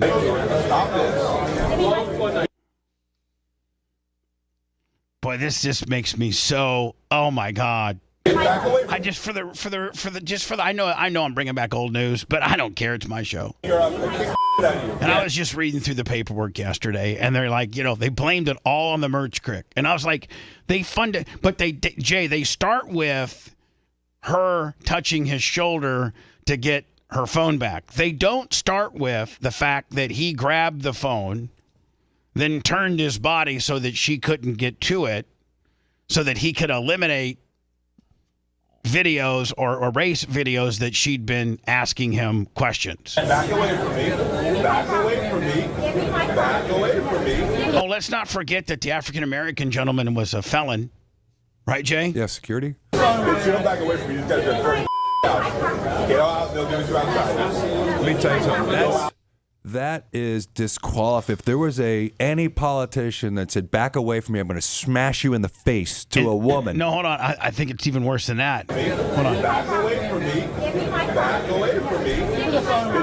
Bitch, you don't back away from me. These guys are going to throw you the F out. Get out. They'll do you outside. Go out and they'll do you outside.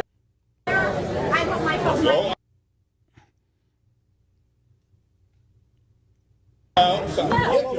Bam! Still bothers me. I know, and you know what bothers me more is that he's just allowed to do it. Allowed to do it.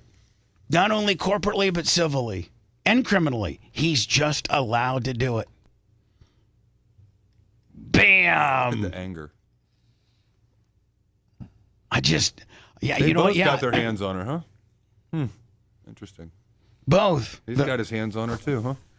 Yeah, and the state attorney said, you're lucky that he didn't press charges on you, Miss Hernandez, because you were the aggressor. So he's yanking her back as he's getting her face smashed. Huh. Why does he have to be so handsome when he's pushing her face, though? You know what, though? She should have learned, though. It is. You know what? This is Erica's fault. You know why? She should have read the T-shirt. I know that you're gonna say poke that. the bear. Don't poke the bear.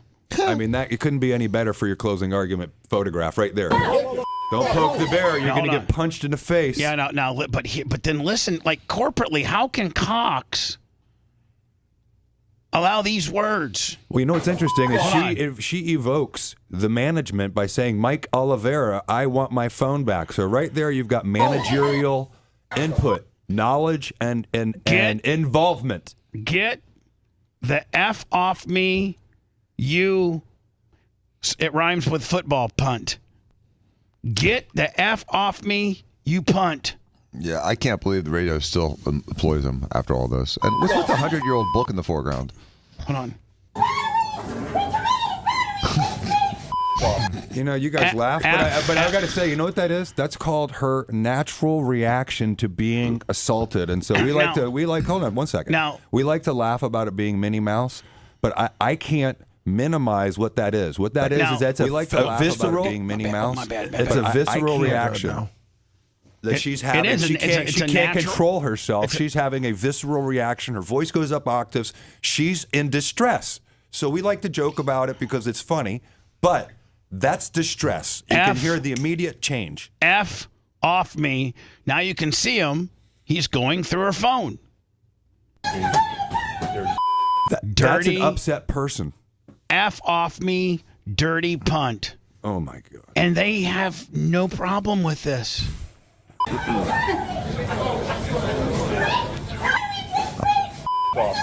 They're bringing her out the door there. See the door? Yeah. They're physically removing her out the door. And then make her stay out there for 11 minutes. While he goes through her phone. Yep. But you know what the moron forgot to do? Delete the deleted. Yeah, listen. So when how when you delete something? And Dan, do you know how doesn't matter because they didn't file charges, they blamed it on her, but do you know how they figured out he didn't delete the deleted files? Is the police officer that came and helped her said, she's like, I think he deleted files. And he goes, well, here, do you have an iPhone? She's like, yeah. He goes, I have an iPhone. Can you give me would you like me to show you how to retrieve those? And she was like, yes, please. He goes, okay, well, get your phone open and hand it to me, and I'll show you. Walk her through it. And recently deleted. And he walked her through it and went and got the deleted files. They're there for 30 days. So the police officer did that for her. Because you know when you delete something, there's that new file whenever you do an Apple update, and it's got one that says recently deleted. And so when you delete something, it's still on your phone for 30 days. You can go and clear the empty delete box if you'd like, but he didn't have time to do it twice. Open up the door. F off me. Dirty punt. See, for me, hearing her voice like that's very upsetting. Because I've never heard her like that. And you know what? He's still over there. Look, he's just going through it. Untouchable. And what do we call that? Deleting evidence? Untouchable. No charges filed. It's your fault. She just went there to ask him one question. And the question was, if you say you have no involvement in the Hogan sex tape, which that's great, but why do I have an email that states from your agent to you as to the address for you to send the tapes? I'm just asking. And he didn't even deny that it was his email. For a friend. Dude, his eyes have neck rolls. If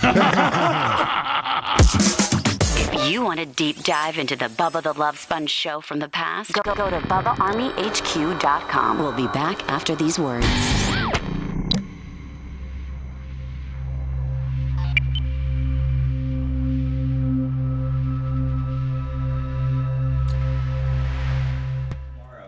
Or don't forget Trump blowing the microphone.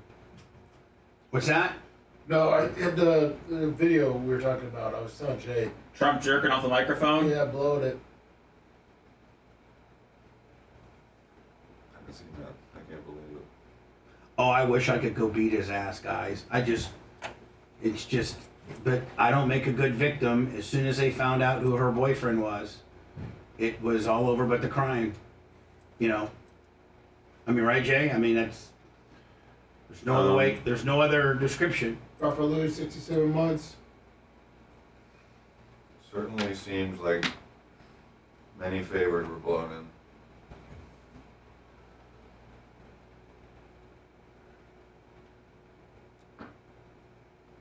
I know, Jacob. It's just this is the shit I gotta live with.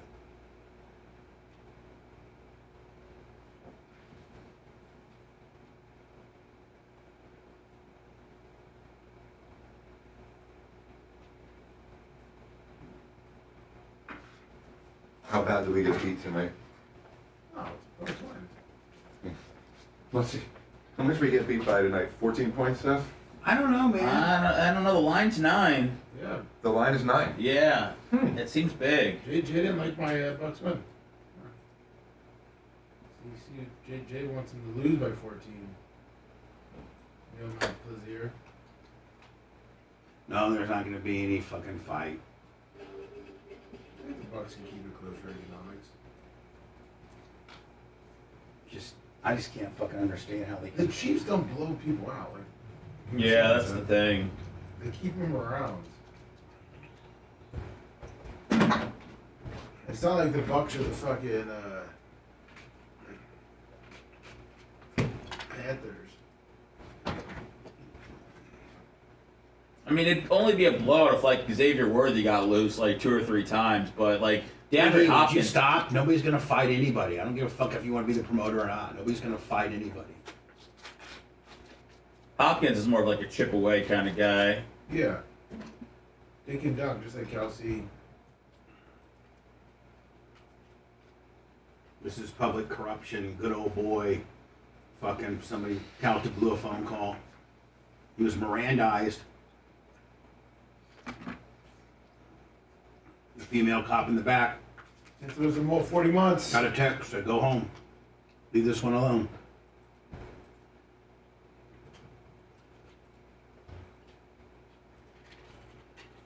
What up, Berto?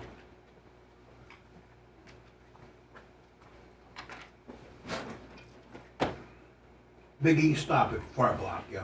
Probably not Grouper Lips, but yeah, Okay. I love the Bucks, but without Evans and Godwin, it's hard. Awfully hard. Do we get anybody, like, who's filling in for those guys? We get anybody off injured reserve, anyone who's good? You know what I mean? Do we have any, like, new people that we got for Evans and for, I mean, they're not for the whole season, right? No. Godwin is, right? No. That ankle? No, they said it could come back for the playoffs. That's one big assumption that we make the playoffs. How about Evans? Evans, I think, come back in a couple weeks. Their schedule's not bad on the backside. Okay. Yeah. It's just, you saw in that game, but you changed the trajectory of the game in a second. Oh, the Ravens, they have firepower. The Ravens are a team that can blow you out. I'm Ravens, fucking Detroit are the two. They have weapons. That'd be a good Super Bowl. That would be. Don't you think, Kush? It'd be something new. Sure would. Instead of the Chiefs, 49ers. Mm-hmm. I like the Detroit Ravens fucking. I like the Ravens. I don't hate the Chiefs. I think Mahomes is, yeah, could be the GOAT. Yeah, you're right. So he's incredible. I mean, even when he's not even having a good year, they're still undefeated. They just run a great team. Well, I mean, when the Bucks beat them, there was a couple of passes right on people's chests that just bounced off their chests. Yeah. Oh, well, the Bucks did a number on them that I don't think anybody's ever done. No. The way that they shut them down with Tyreek Hill. Mm-hmm. I don't think anybody had ever done that before. It's the only way to beat them, I think. Man, that was crazy.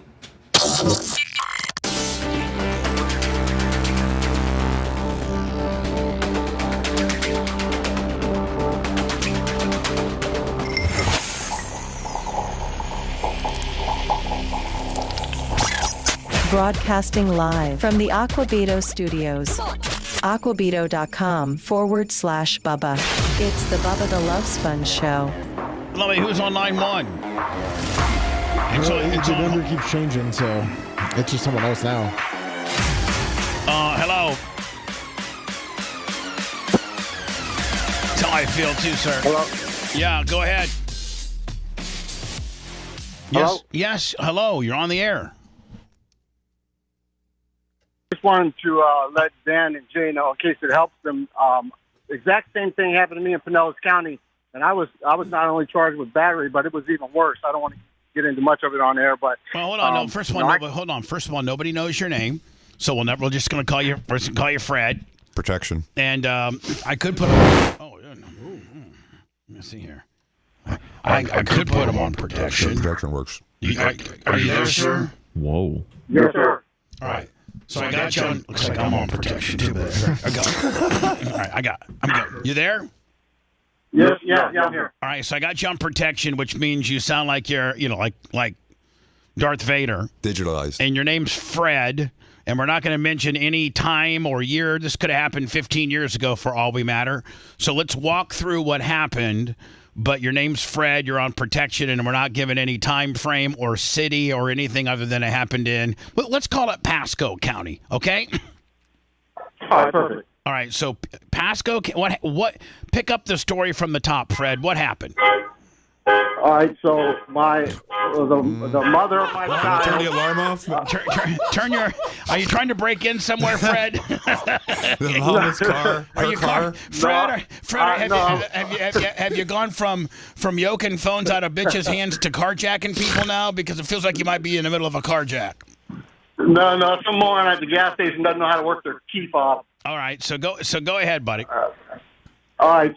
So the mother of my child had moved into my house, and I went out after work, came home the next morning, and my child was almost 1 at the time, and I walked in the house, laid down, go back to sleep, and she decided that she was gonna start acting up, screaming at me or whatever, and she said, "I'm gonna call your mother." My mother was 70 years old at the time. She's got no business in grown adults drama. So I got up off the bed, walked over to her, and I slipped the phone out of the top of her hand. Didn't touch her body. I just slickly jerked the phone, slipped it right out of the top of her hand, and I didn't even go through her phone or smash it or anything. I laid it on the counter. Well, I turned it off, laid it on the counter, and I walked out of the house. And I'd taken a taxi home that morning. So I was like, I'm leaving. I'm getting away from the situation. Started walking towards a friend's house. I got about 3 blocks down the road. Sheriff department pulled up, started questioning me. I told them exactly what I just told you. This is exactly what happened. And they put me in cuffs, took me to jail. And then they also charged me with child abuse because she decided to pick my daughter up and hold her in one of her arms while she was making the phone call to my mother. All right, so since she was holding your child while you calmly snatched out her phone, then calmly put it away, and then decided to start walking to your buddies, but they added the child endangerment kicker just because she was holding the kid. Yep. Well, they went first. I guess one of the other deputies went to my address and spoke to her while the other one was speaking to me. And I don't know. I didn't know at the time exactly what she told them until I bonded out and I read the paperwork. And then she told them that I took that I snatched the phone out of her hand and then I threw the phone and hit it, which I laid it on the counter on my way out the door. She knew I didn't take it, and she said that I smacked her with an open fist at the same time, but there was no marks or anything on her body for them to take pictures of or anything. And I told them exactly what I told you, and they charged me with battery and child abuse. Yeah, and how did that? I'm assuming you probably never been in trouble. So how did that score out? Like, what did you end up getting for that? Well, my options were take it to trial, or they gave me a plea option of they would drop the they would drop the child abuse if I pled out to the battery, and but then I made the choice to plead out, which I probably shouldn't have done. But it opened up a whole other shitstorm. You know, ultimately I got booted out of my own home, which I owned, and we weren't married. She was allowed to live there for 12 months. So hold on. So you guys weren't married, but you got booted out of your own home. Are you sure you're not stealing your car? Are you on an aircraft carrier now, buddy? I mean, what the hell? I'm at the same gas station. All right, so you guys weren't married. She got to live in your house for 12 months while you had, and I'm assuming you had to pay your mortgage or your rent or whatever while she lived there, right? The judge said I was required to pay everything, including the lawn maintenance and the water, the electric, the cable, everything. All right, and so as part of your plea deal, what else did you get? Like, you had to pay for everything, or did you get like community service or locked up or anything? Yeah, I got community service. I only got about 15 minutes of probation because I got all my probation stuff done before the court date. So the judge allowed me to come back upstairs to the courtroom and terminate it. But DCF got involved. When I was booted out of my house, I was not allowed to see my not even 1-year-old daughter for almost 6 months. Ugh. Then they started the whole process with supervised visitations and that whole process.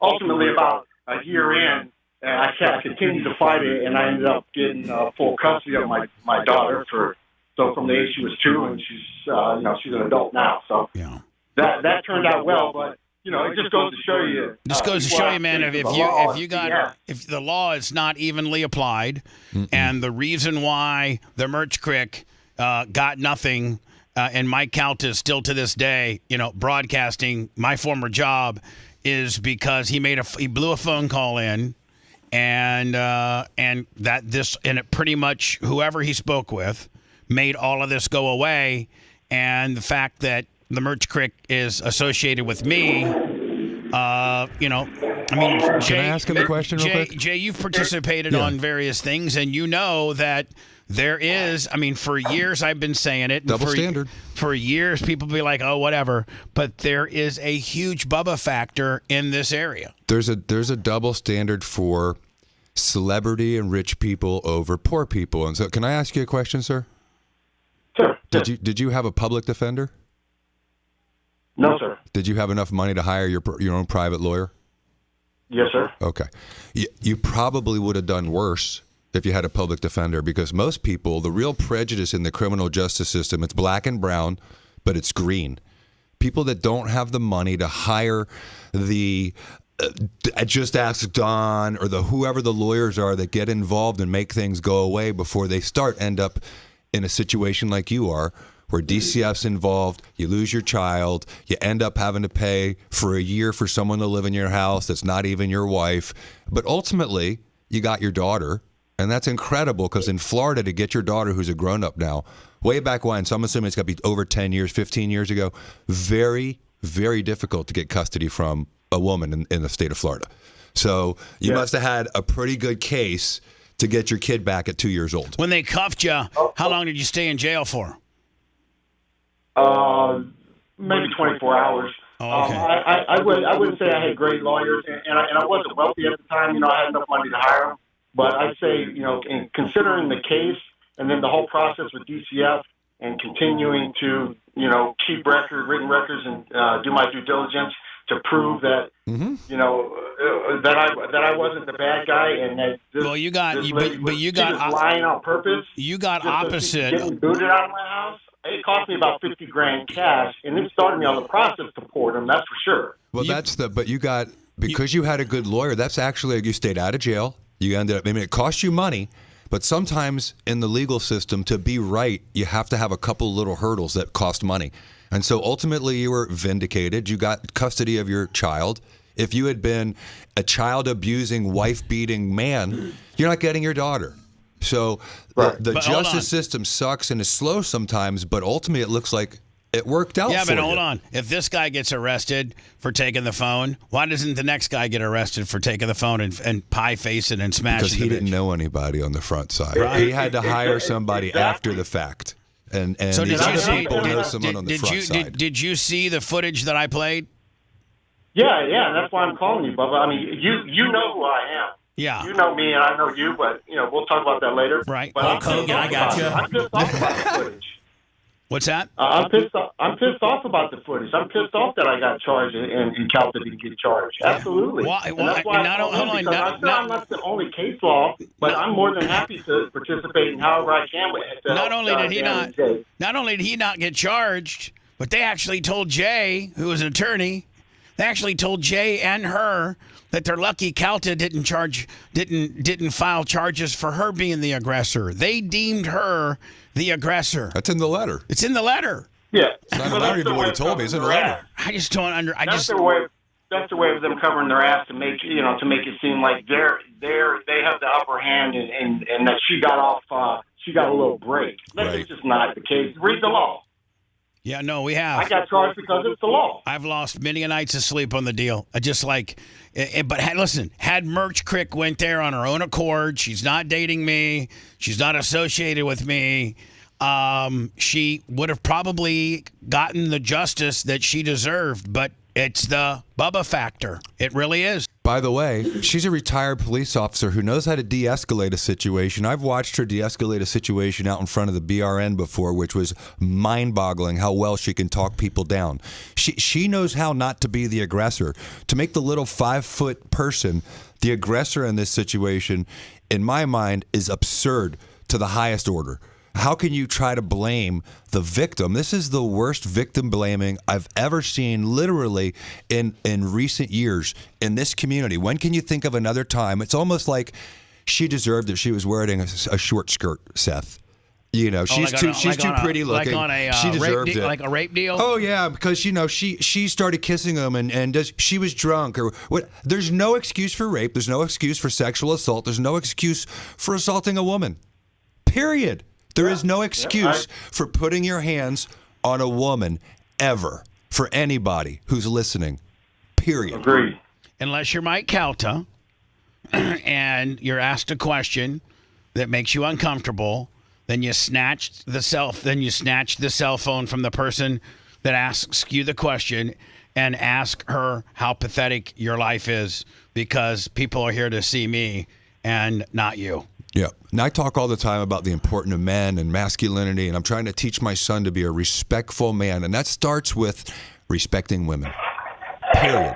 And if those situations happen, you do not get involved in any scenario where you're physically touching a woman or yelling at a woman. I'll be driving, and someone literally will cut me off, and it's a 25-year-old girl. And I'll say to my son, you know what I want to do?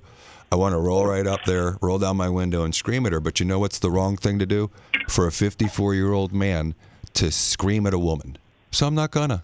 I'm just going to tell you, wow, she's an idiot. I didn't get in an accident. Thank God. Pay attention, son. Anyway, bud, I appreciate you. And, you are living proof that when you snatch somebody's phone from them, that's There's consequences. That's a battery. And most people, get arrested for it unless you are unless the victim is Bubba the Love Sponge's girlfriend. Then They write the laws in black and white. They write the laws in black and white, so it should be black and white. If they want to have a little caveat for the hooked up part of the population, then they should write it that way. Otherwise, they should apply it evenly. Well, it's never that way. But anyway, appreciate your call. All right, take care, buddy. Thank you, buddy. Appreciate it. God, Doesn't that just irritate you? Yeah, it makes it all just that much worse.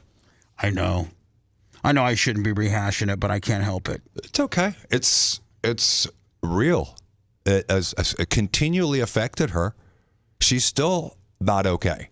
That's the truth. This has been a traumatic event in her life that has caused her a lot of distress physically and emotionally, and it hasn't gone away. And so the only reason you'd be even looking at it over the weekends because it hasn't gone away to someone who you care about. You love her. Yeah. And you don't no one wants to see their loved one abused or taken advantage of, or physically assaulted, or all the above on video. It's I'm sorry for you and for her, but I'm really sorry for her because she's just she happens to love you. It's because of me. Because that's the scenario. That's what she's guilty of. She's in love with you. What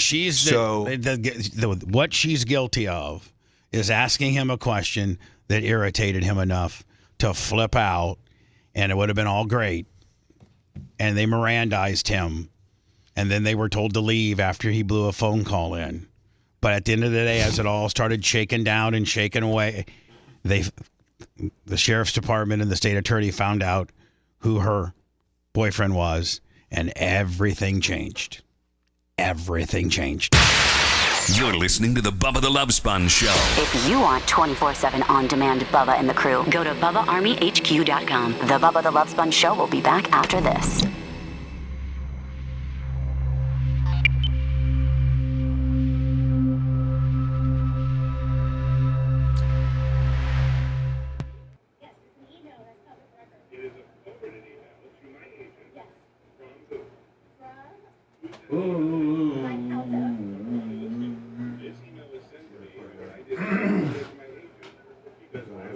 Think about how much is he guilty? Is he found guilty? Yeah, I know that. I think they're closing arguments. God, I hope he doesn't. I mean,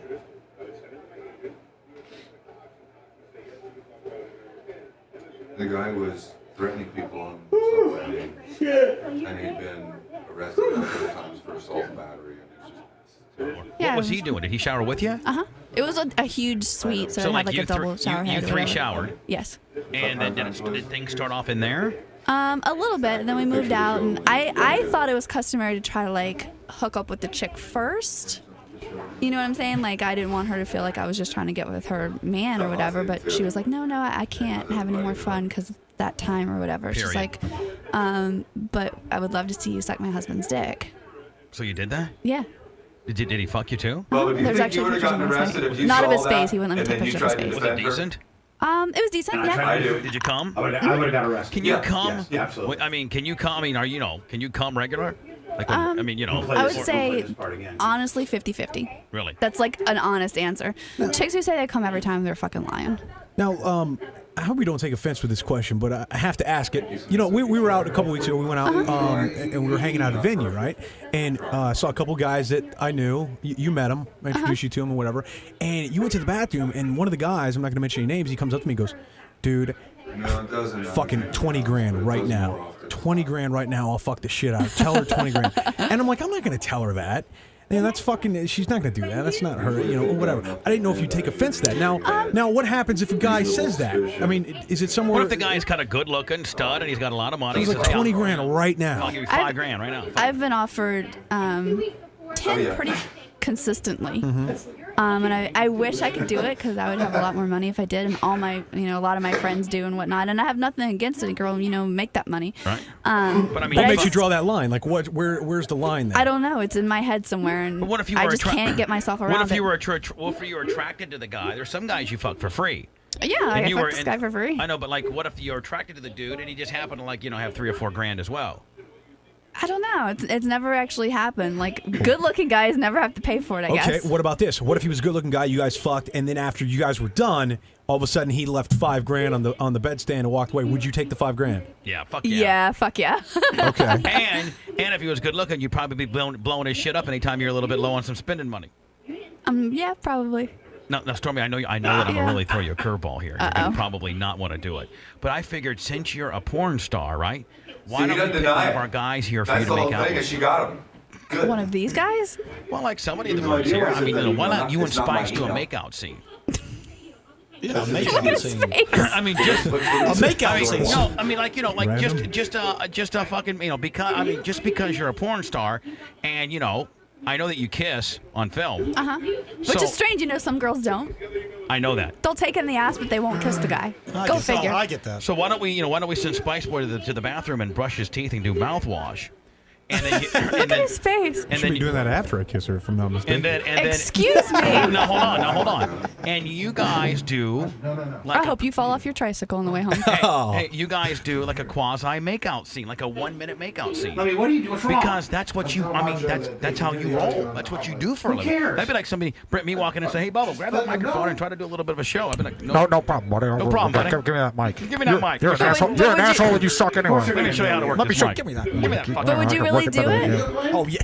Oh, it's kidding me? When I play, Not you, Bubba. It's not yours. It's a Stormy video. Oh, I can't hear that. Is it on the headphones? The fans can hear it, so they're hearing a bunch of different audio. Oh, I see. And it's going on the bar too. And your agent gives you the address.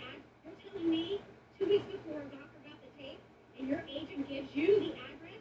You didn't before a doctor got the tape, and your agent gives them the tape.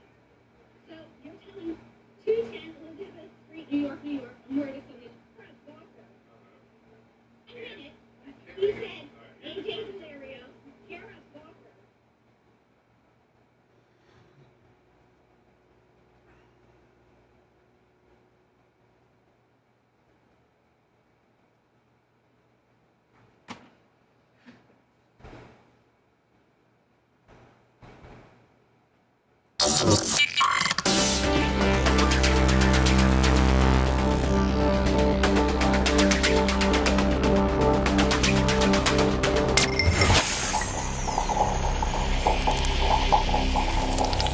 Broadcasting live from the Aquabedo studios. Aquabedo.com/Bubba. It's the Bubba the Love Sponge Show.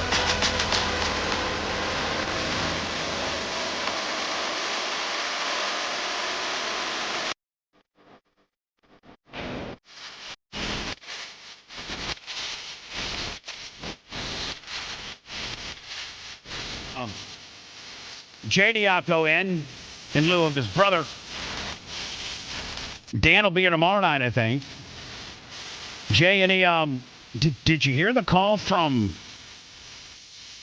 Alex? And I did. It sounded like, like somebody just ran over one of his kiddies. I have a different outlook than he does on what I think I'm seeing. Well, here's mine, and then I like yours. And mine is, it doesn't. None of it matters. None of it matters. It's all within plus or minus of the margin of error. And listen, it goes to. I think the last couple elections, the person that won the popular vote didn't win the presidency. Mm-hmm. So it all comes down to, the Electoral College. And that can be, I wouldn't say manipulated, but that doesn't have anything to do with 4, 5, or 6 percentage points either way. Mm-mm. It's just a straight numbers game, is what it is. And they've pretty much honed it in on. And here's the thing: I'm gonna play. I've gotten down this Calta hole a little bit because I'm not afraid. For years, for the year that this happened about a year ago. And I've just kind of stayed away from it, but it really pissed me off this weekend when I read the state attorney's letter back to you and her. And yesterday, I read it in its entirety, and I just like, man, I couldn't when I was the king of Tampa, doing that very same job mornings at 102.5 The Bone. One, I got fired for a sex tape that he distributed, by the way. They fired me and hired and promoted him. And then 2, I couldn't have survived this if I had battered a woman, whether I was when I was on 98 Rock, whether it was when I was with 98.7, whether it was when I was with 102.5 The Bone, whether it was when I was with 93.3 FLZ. You got to be at like Dana White level to be able to smack a woman and get away with it. You're pretty much right. And I don't think that he's at Dana White level locally, but I think he's connected to enough powerful people through the DeBartolos or whoever he's in with, that in conjunction with me being somewhat the victim, the law enforcement and the state attorneys, I was on trial here, not her. We're gonna make our ruling based on who her boyfriend is, not based on the actual crime that happened. So my first opinion on Alex is, I think that it's way too early to start saying, okay, there's a 6% disparagement with regards to the amount of women versus men, and women tend to be a little bit more really fired up over this abortion issue. And I think it's just a straight electoral college deal. And if he wins the states that they say he's going to win, North Carolina, Georgia, Arizona, and Phoenix, and in Arizona and Nevada, and she wins Michigan, Wisconsin, Minnesota, obviously, then it comes down to, just like Brian Petroni says, it literally comes down to Pennsylvania. If he wins any of the 3 blue wall states, he's the president of the United States. And but that would require Wisconsin, Michigan, Wisconsin, or Pennsylvania. And right now, he is slightly trending ahead in Wisconsin. No one's talking about Wisconsin, so I'm just going to put that one on the map right now. He could win Wisconsin and also become the president. So my thought process, Alex, is don't get in a corner and curl up into the fetal position yet, because this is what we call suppression polls. We've been talking about Real Clear Politics averages forever, and then all of a sudden this poll came out from Iowa yesterday that puts Kamala 3 points ahead of Trump. That's an anomaly. That's to try to scare people not to vote. I was explaining to my son that all his little friends that are ready to go vote, they need to get off their asses and go vote, because if they just feel like, it's hopeless now, that's why they're doing this, is they're trying to suppress the vote on vote day, because historically Trump crushes it on vote day. On Tuesday, that everyone goes to the ballots, he outperforms the Democrat candidate every single time. So when I look at this, I say 2016, they predicted that Hillary was 9 points ahead. Trump won. In 2020, they predicted that Biden was 5 points ahead. He barely squeaked it out.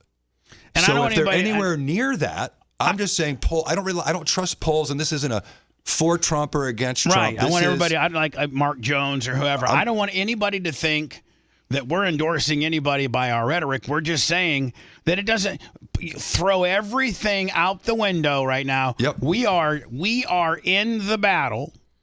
All the chest poking and everything's done. It's done. Now it's time to play the game. Now everyone, both sides, go vote. Mm-hmm. If you don't go vote and you have a strong opinion on either side, then shame on you, because this is an election that may come down to 10,000 votes in a state, and your vote matters. So this isn't for or against anybody. What this is against is public polling and the absurdity of how you can make statistics say whatever you want them to say. And so all I'm saying to the listeners is, don't believe all the polls. Don't believe a single poll. You have to look at trends. And if you look at trends, the trends over the last month have been dramatically going away from Kamala when she started opening her mouth up. You don't even know. Here's what I'm going to say before we move on, is you don't even know what's true and not true. They could be very well saying, right now it's 50-50. Right. Is it? We don't know. But they could be wrong because these are like 4.5 margin of errors. So if they're 4.5 off, all of a sudden Kamala could win 55 to 45? Everybody that's in the political reporting for news game needs eyeballs on their content. And nobody's going to really give it to you. We don't unless you go out as a person and go to the mall and randomly select however many people. That would be a more fairer and correct estimate as to where potentially the vote may go. But there's a lot of intangibles there. Where are you polling these people? Exactly. What state are they polling for? How many people are you polling? What ethnicity? What part of the community? It just, again, I don't want to hear anybody talk about any polls or anything. That's what we're going to do a show tomorrow night starting about 7:30, 8 o'clock. Yeah, that's my message to everyone is just, regardless of your side, the polls can be manipulated. They're all literally 50-50. Yep. So that means it's going to come down to the election day. So everyone, these polls don't mean anything. Just go vote. It's a matter of just going to vote. Vote for Kamala Harris. Vote for Donald Trump. Vote your conscience. Vote for Bubba Clem. Vote for Bubba Clem. Right. As a matter of fact, yeah, right in. Vote for Bubba Clem. Fish for mayor. Fish on the J, 25 on the PayPal. Slow day today, but thank you. So as I close this out, as I was reading this case yesterday, and she went up to ask him a question about the sex tape because he never got an opportunity to tell his side of the story because Cox settled before his deposition. And he's, proclaimed that he's had nothing to do with any of it. Meanwhile, FBI files and just anybody that's done any type of investigation on this particular case before it settles, he's all over it. He's been deemed the guy. Spice Boy gave the tape to him. He sent it to his agent, and his agent walked it to AJ Delirio from Gawker. So Merch Crick just asks him that. That's it. That's all she does. She just asks him. Of Gawker, 210 Elizabeth Street, New York, and where to send the tape. So you're telling me 2 weeks before Gawker got the tape, and your agent gives you the... And listen, you know what? You can say, oh, Bubba, stop it. We've heard it enough. I'm sticking up for my girlfriend right now because she got her ass kicked. She got pummeled by this guy. And I see case, and I've seen case after case after case. A guy just called in a few minutes ago, need protection of people that, and I think Jason Kelce may be potentially, charged. You cannot snatch a phone out of a person's hand and keep them from their phone. It's considered battery and theft. And based on the value of the phone can be grand theft. You just can't grab people's phones. Did Jason Kelce have every right? Yeah. If a guy's going to call your brother, a maggot, but it's a slur with the F word, that comes around what Seth said and F around and find out. Yeah. That should be a new, amendment. A new law. Yeah. Hey, you know what, sir? We're going to charge you to the F around in Statute 101, the F around and find out law. Okay? It's that gray area we've always been talking about. It's finally covered. But I don't think that I just wanted to, prior to Calta snatching the phone out of my girlfriend's hands, I just wanted to show you that there were no slurs. There were no insults. She didn't call him a maggot. She didn't call him any names. She had an email. She had an email from his agent, Tony Burton, to him, telling him where to send the sex tape. That's what she's asking him. She's not called him fat. She's not saying that your eyes have their own zip baggage claim. They're not saying that literally when you go to the airport you got to check the bags under your eyes as well. They're not claiming that you're like fat guys. Really, when you're a fat guy and you get a tattoo, it just makes you look like a fat guy with a tattoo. It doesn't make you look tough. Can I ask a question about that? I've been dying to ask. Did he have all those tattoos, or did he get them all as an adult?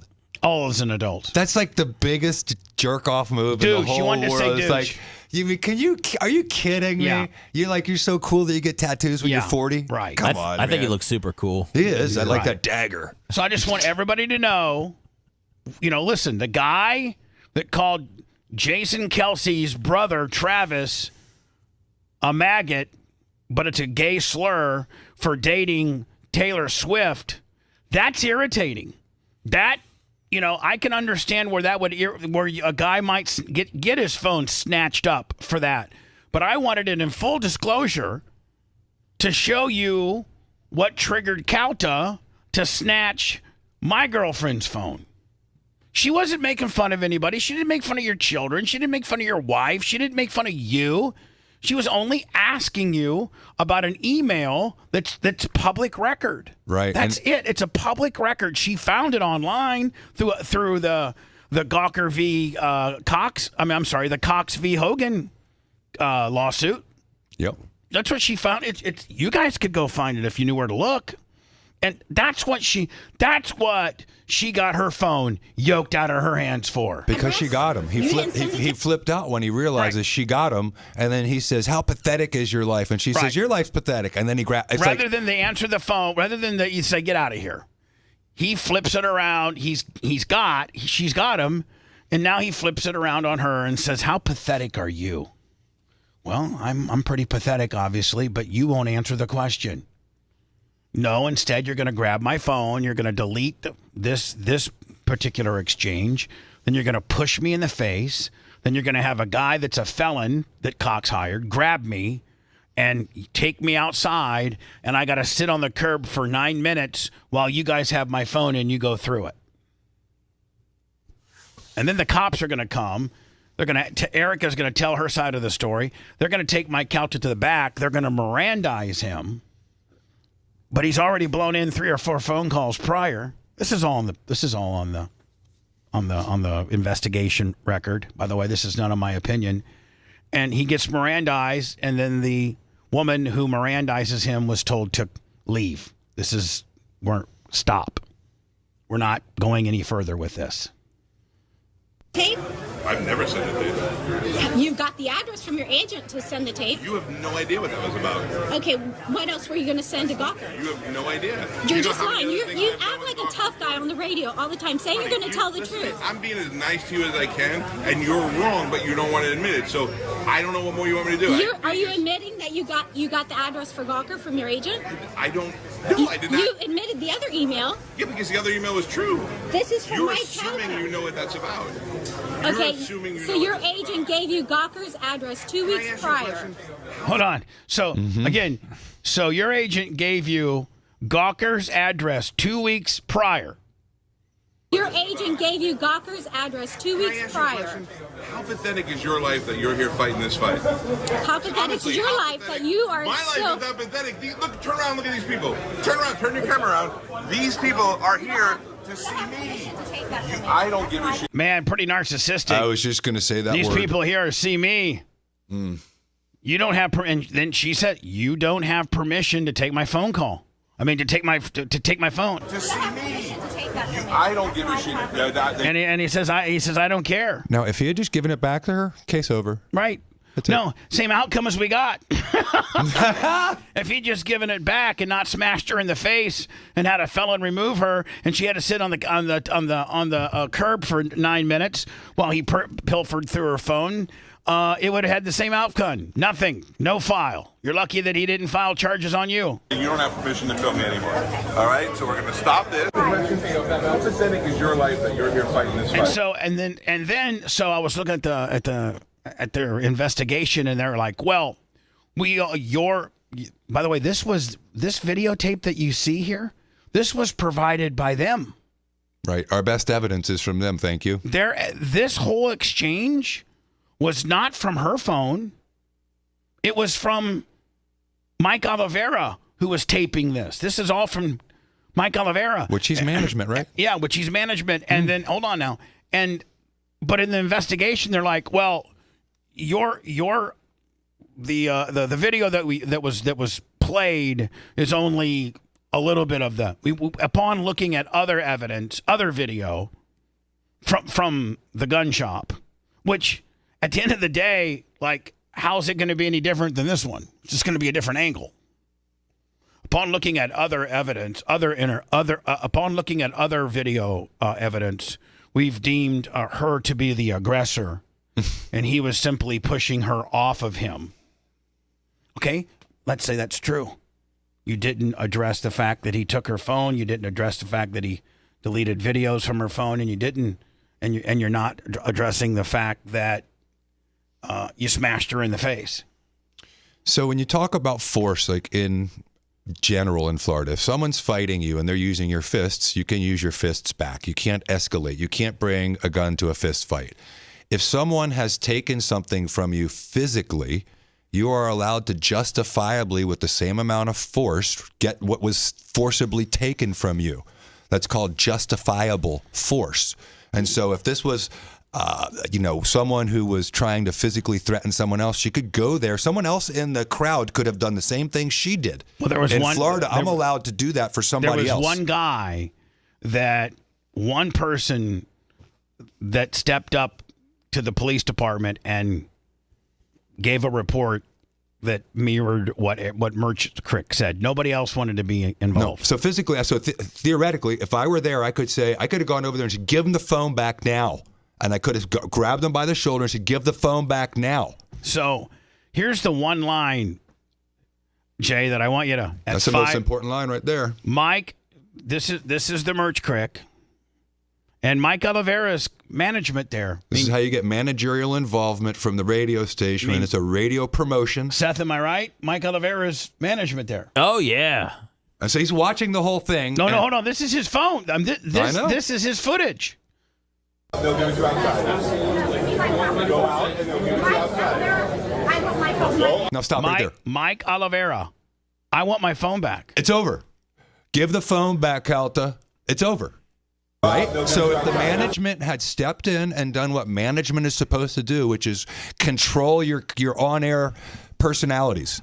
Did your management ever have difficulty controlling you on-air personalities? Yeah. So that's why they're there, is to control on-air personalities who are being difficult. Here we go. Get out, they'll give it to you outside. Go out and they'll give it to you outside. I want my phone. Mike Oliveira, I want my phone back. He didn't do anything about it. And look at him physically grab her. If you look at her arm, look where his arms are, right around her chest. And now his hand is on her face, in her neck area. Look at his face. And you can see him push her away. And you see her getting flung away. Look, if she wasn't being held by that guy, she gets pushed. Look, I never realized that till I just noticed it. Look how hard he's holding her around her chest. Okay, so he pushes, and you see his body moves. Now, if you watch right it, here. but watch his arm extend. Yeah, watch. All right, so if you use, I want you to use this part of the board and the water bottle. Okay, yeah. Use the water bottle. All right, so use the water bottle as a gauge. The water bottle goes clear to. Hold on, the water bottle goes clear to his shoulder from his hand. Watch this. Yeah, his hand touches her before the water bottle. Okay, Look. so his hands on face now. Right there. Hands on face right now. Now watch how much of an extension, if you just use the water bottle as a gauge, it goes clear up till here. Well, watch her. Watch her how far she goes.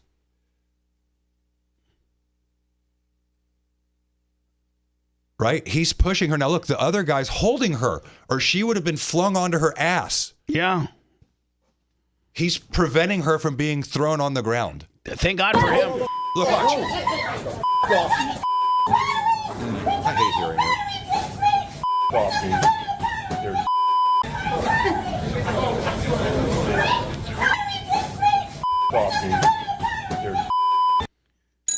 Well, Penn State police have released are reported they are not looking into the incident, and no charges will be filed. Okay. Oh wait, sorry. Should I? No, that's fair. That's fine.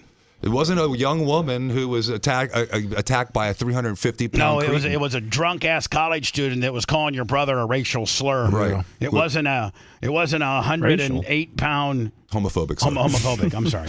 It was a drunk ass, obnoxious grown man calling your brother a homophobic slur. And now this guy's got to call his mom and dad to send him money for a new phone. If you love that segment, then check out BubbaArmyHQ.com and do a deep dive on past shows. The Bubba the Love Sponge Show will be right back.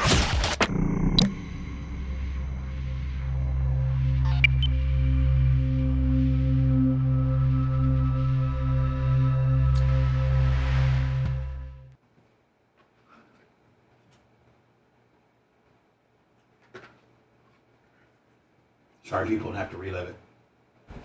I can't help it. Oh, man. So in Florida, Chad, if I'm walking down the street and I see someone getting beat up, I can physically protect that person as though it was myself using the same amount of force.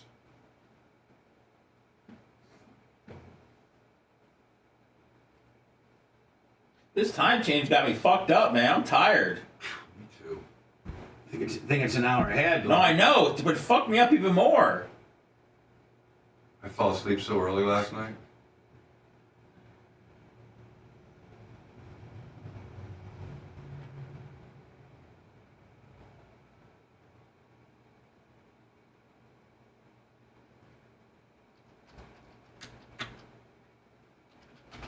That's pretty much the standard Blum's divorce lawyer, defense lawyer.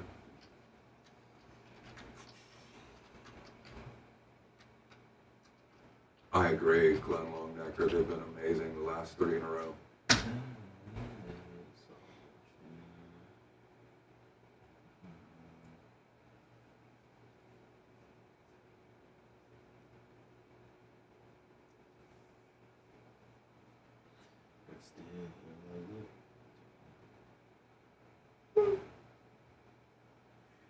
Jay Kula, time change is going away, says the filibuster. Puerto Rico's becoming a state, and so is D.C.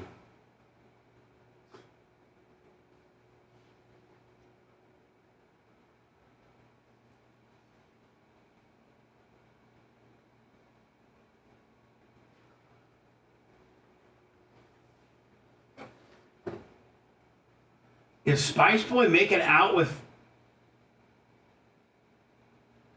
Looks like it. with Stormy? For sure. Damn.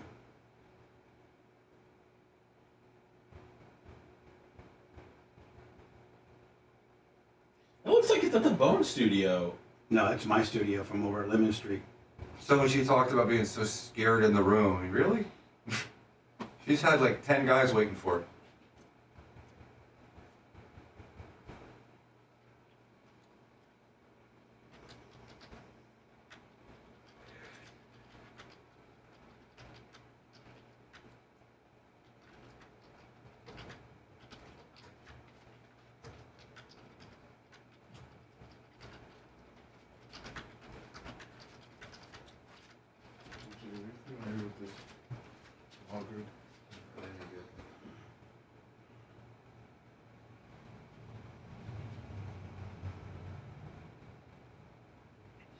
Who's asking?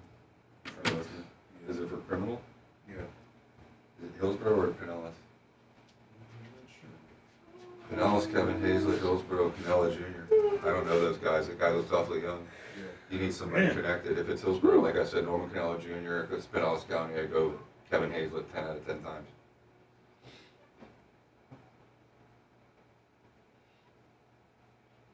It matters. They know everybody.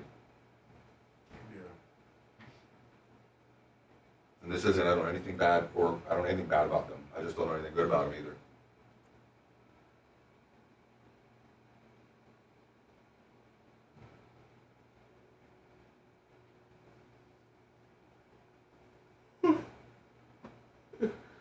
Fuck. There's so much imagery in those videos that are terrible for him. His backpack looks like, you know, a backpack for somebody from QAnon. His shirt, his tattoo, I mean, he just doesn't look like, you know, he just doesn't look right. I can see the blow-ups now.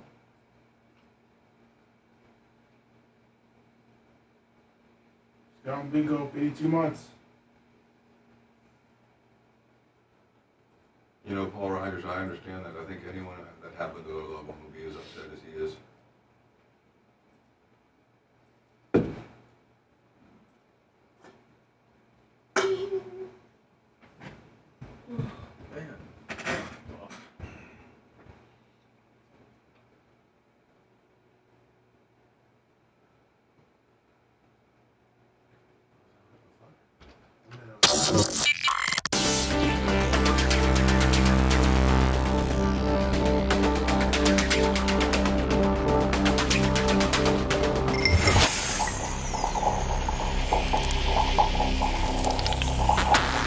Broadcasting live from the Aquabito studios, aquabito.com/Bubba.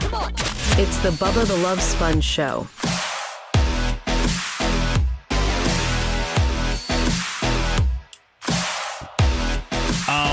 Tomorrow, we'll do our standard 6 to 10 with a Clem Kush kicker. I would say the Do you got the Operation Pigmentation guys coming in too, Seth? I do. Man, you're going to have... Whew. Are those guys voting? Now, Seth. One's not allowed to. Okay. Do you want to? I could understand if you wanted to take off the election show. First of all, let me just tell you this. I want you to be there. I'd like to have you there. But if you wanted to take that show off because you got Clem Kush, Operation Pigmentation, and sometimes you'll tape 2 of those, and you don't get out of here till sometimes 3 o'clock. On Tuesday, if you'd want to take off the election show. No. Okay. I want to be here with the fellas. All right, perfect. Then I'd love to have you. I would love to be here. Thank you, my friend. But listen, man. Let's revisit this topic tomorrow. Donald Trump erases deficit against Kamala Harris. And of course, that's how you report it. Trump leading Harris in every state, new poll. In every swing state, new poll. Former President Donald Trump is leading Vice President Kamala Harris in every swing state by a narrow but expanding margins, according to the new poll. Of course, you got to come out and say this because you got to keep people engaged with you. I'm saying at this point, this is how I'm reporting it. Don't look at the polls. Don't matter. Nothing matters at this point other than one thing. They have a poll now each way. So if you're a Kamala Harris supporter, there's a poll that says she's surging ahead. Yep. If you're a Trump supporter, there's now a poll saying he's surging ahead. Yep. So like we both said, don't believe your lying eyes. Go vote.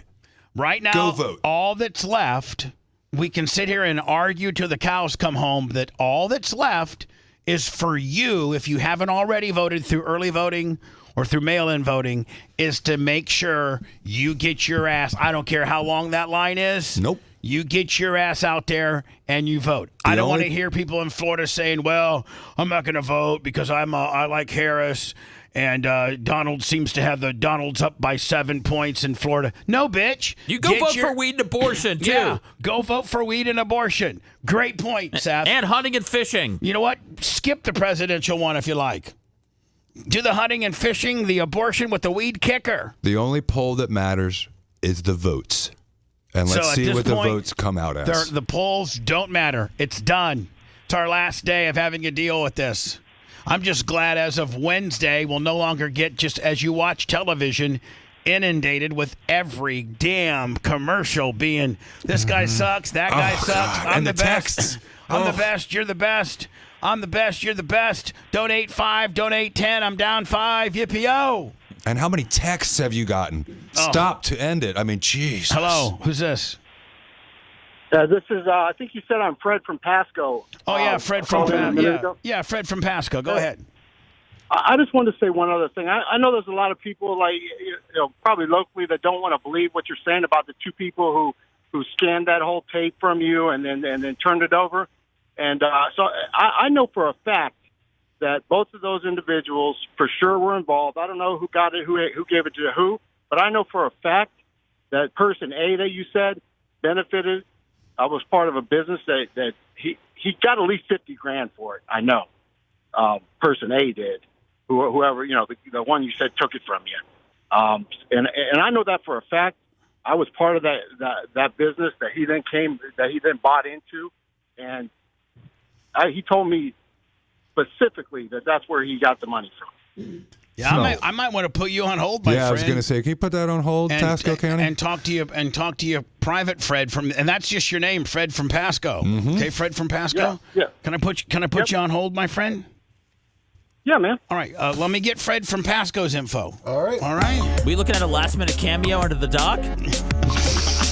Maybe. That's 4 in a row. Oh, the doc's probably not even coming out. You know that. Stop it. With my IRS issues and that's all I got. The P Diddy tape. My doc looks like a absolute cakewalk with the P Diddy tape. Please. Jay, good luck to you, my friend. We'll see you tomorrow. Yes, sir. Fantastic. Zeth, 10:30, 10:35 for a for the after show, Willie? I cannot wait. We'll be back. Is that a podcast? Is that a podcast only, or is that live across the board? I think it's a podcast only. It's a podcast only, Bubba Uncensored. We've been doing it every Monday. Podcast only for a couple of months, but no big deal. Thanks for letting me finish. You've been listening to the Bubba the Love Sponge Show, starring me, Bubba the Love Sponge, co-host and show historian, Lummit. It's Seth, co-host and president of podcasting. It's Brian Matroni, king of counter programming. Rhett, the filthy ginger video editor. Yeah, back here wiring up. It's Mini Macho. The BRN agent, Thomas Buttoned Up B. Co-host Dr. Dan Diaco, Esquire of Council. Co-host J. Diaco Esquire, the Spitting Cobra of Council. Now, time for the legal disclaimer. Exactly. The Bubba the Love Sponge Show is intended solely for the enjoyment of our listening audience. Any rebroadcast, retransmission, or other use of this show without express written consent of the Bubba Radio Network is prohibited. We must dissuade him of this delusion. Until next time, always remember. I repeat hello.